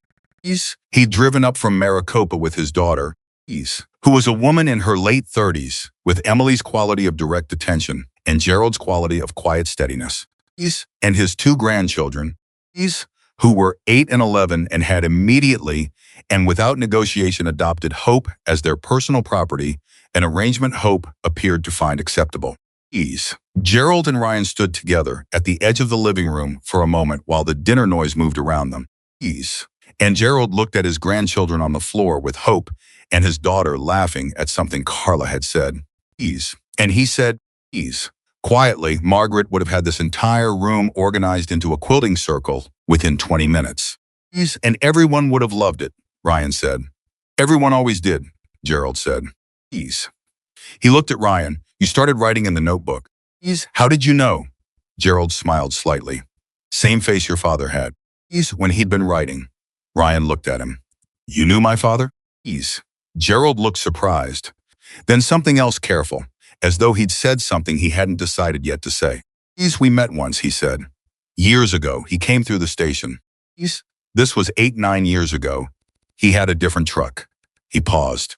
Ease. He was a tall man. Brown hair going gray at the sides. Ease. He bought coffee and asked me how business was. And we talked for 20 minutes about whether people are basically good or basically afraid, and whether those 2 things are different. Ease. Ryan's heart was doing something he didn't have a name for. Ease. What did you decide? He decided they were the same thing, Gerald said. Ease. He said people are basically afraid and basically good, and the whole project of being alive is figuring out how to let the second one win over the first. He paused. Ease. I thought about that for a long time afterward. He was a stranger who stopped for coffee, and I thought about him for years. Ease. Ryan looked at the notebook in his pocket, at the shape of it against the fabric. Ease.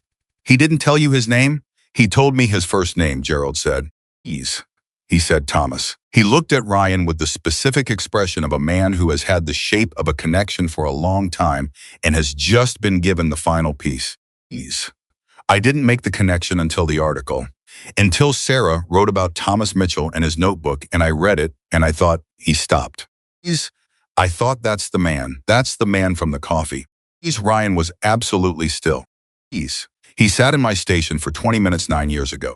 Ease. Gerald said, Ease. And he talked about people being afraid and good. Ease. And 9 years later, his son ran across my parking lot and proved everything he said. Ease. Gerald's voice was steady, but the steadiness was costing something. Ease. I don't know what you call that. I don't have the right word. Ease. Ryan thought about blank pages and what they're for. Ease. He thought about a man who placed a notebook where his son would find it. Ease. He thought about 20 minutes of conversation in a gas station that had lived in a stranger's memory for 9 years and then completed itself on a Tuesday in July. Ease. He thought about his father sitting in Gerald's station. Ease. Drinking coffee. Ease. Talking about fear and goodness. Ease. With no idea that his sons would run through that same parking lot nearly a decade later and be caught by the same man who'd heard those words. He'd have a word for it, Ryan said. He had a word for everything. What would he say? Ryan thought about it. He thought about 3 words on a first page and blank pages left on purpose, and a man who wrote things down because the writing made them real. He'd say it was the story finding its way home, Ryan said. Ease. Gerald was quiet for a long moment. Then he nodded the accepting nod, the one that had been there from the first afternoon. Yeah, he said. That's exactly what he'd say. After dinner, after the dishes, after the grandchildren had fallen asleep on the couch, with hope between them like a small furry anchor, Ryan found Mason on the front porch. Mason was looking at the street. The bikes were lined up along the curb, quiet, patient the way they always were when riders were inside somewhere. Temporarily done with the road. Ryan came and stood beside him. They stood without talking for a minute. It was the kind of quiet that had earned itself, the quiet after good food and real conversation and the specific relief of an evening that delivered exactly what it promised. Gerald knew my father, Ryan said. Mason turned to look at him. Ryan told him. All of it, the coffee, 9 years ago, the 20 minutes, the conversation about fear and goodness, the connection Gerald hadn't made until the article. He told it quickly because it was the kind of story that didn't need to be slowed down, that moved fast on its own power. Mason listened. When Ryan finished, Mason looked back at the street for a moment. Then he said, I don't think that's a coincidence. No, Ryan said, neither do I. I think some people, Mason said slowly, move through the world in a way that leaves not a mark. Exactly. More like a frequency, something that stays in the air after they're gone. And if you're paying attention, you can feel it. He paused. Your father left that kind of frequency. Ryan thought about it. He thought about Gerald saying he'd thought about Thomas Mitchell for years after 20 minutes of coffee. He thought about Mason hearing 2 sentences from a notebook and recognizing something in them that touched the thing he'd been carrying for 3 years. He thought about Sarah Webb sitting in her car for 2 hours, trying to decide whether to write the story, which meant the story had its own gravity, its own pull, independent of anyone's decision about it. He did, Ryan said. He really did. They stood on the porch in the September evening, and the street was quiet. And inside the house there was the sound of Carol laughing at something, Decker said, and Carla's voice underneath it, and Gerald's grandchildren breathing in sleep, and Hope's small movements as she shifted between them, and Emily's voice from the kitchen, warm and fully herself, arguing with nobody in particular about where things should go. Mason said, how are you? Actually, Ryan thought about it honestly. The way his father had thought about things, not to perform the thinking, but to actually do it, to arrive at something real. I'm the best I've been in 2 years, he said. Maybe longer. The job is good. Mom is stable. Hope ate another shoe yesterday, but it was mine this time, so I'm choosing to see it as a bonding moment. He paused. And I've been writing in the notebook, which helps more than I expected. What have you written? Things I want to remember, Ryan said. Things people say, things that happen. He paused. I wrote about tonight, before tonight was finished. I wrote about Gerald and my father and what Gerald told me and what it means. He looked at Mason. I wrote about you. Not just today, I wrote about the dirt road and the flat rock and what you said about Daniel and what you said about penance. He paused. I wanted it in there. I wanted it to be part of the record. Mason looked at him, the record. My father's record, Ryan said. And now mine, together. He touched the notebook in his pocket. Someday, I don't know when, I don't know how somebody else is going to need it. And I want it to be there for them the way it was there for me. Mason was very still for a moment. Then he said, your father counted on you. He did, Ryan said. And I'm not going to let him down. The September night was cool in the particular way that Arizona nights get cool once summer has made its point and decided to let up. The stars were coming out. The bikes waited at the curb with the patience of things built for long roads. Inside the house, people who had been strangers 6 weeks ago were ending a dinner that had the quality of something that would be talked about later, that would become part of the story people told about how they knew each other. I'll see you in the spring, Mason said, when we ride through again. I'll be here, Ryan said. You'll be more than here, Mason said. Ease. He said it with the certainty of a man who has learned. Over 50 years and 3 years of grief, and one Tuesday in July, the difference between the people who get through and the people who go forward. Ease. You're going to be something, Ryan Mitchell. You already are. Ease. Ryan looked at him. He held it. He let the words land without deflecting them, without making himself smaller, without the reflex that said, be careful with what people offer you. Ease. He let it land and meant it completely. Ease. Mason put his hand on Ryan's shoulder, once brief, certain, the gesture that needed no translation. Ease. Then he went back inside. Ryan stayed on the porch for another minute. Ease. He looked at the street, at the bikes, at the stars, doing what stars do, regardless of what's happening underneath them. Ease. He took the notebook out of his pocket. He opened it to the page he'd been writing on. Ease. He found the pen. He wrote the last sentence for that night, the one that said what the night had been, what the 6 weeks had been. Ease. What the whole long journey from a broken truck on a desert road to a porch in Tucson with 15 bikers in the living room, and his mother arguing about kitchen organization and his father's frequency still. Ease. Moving through the air after 3 years had been. Ease. He wrote, he left me blank pages and I am filling them. Ease. That is exactly enough.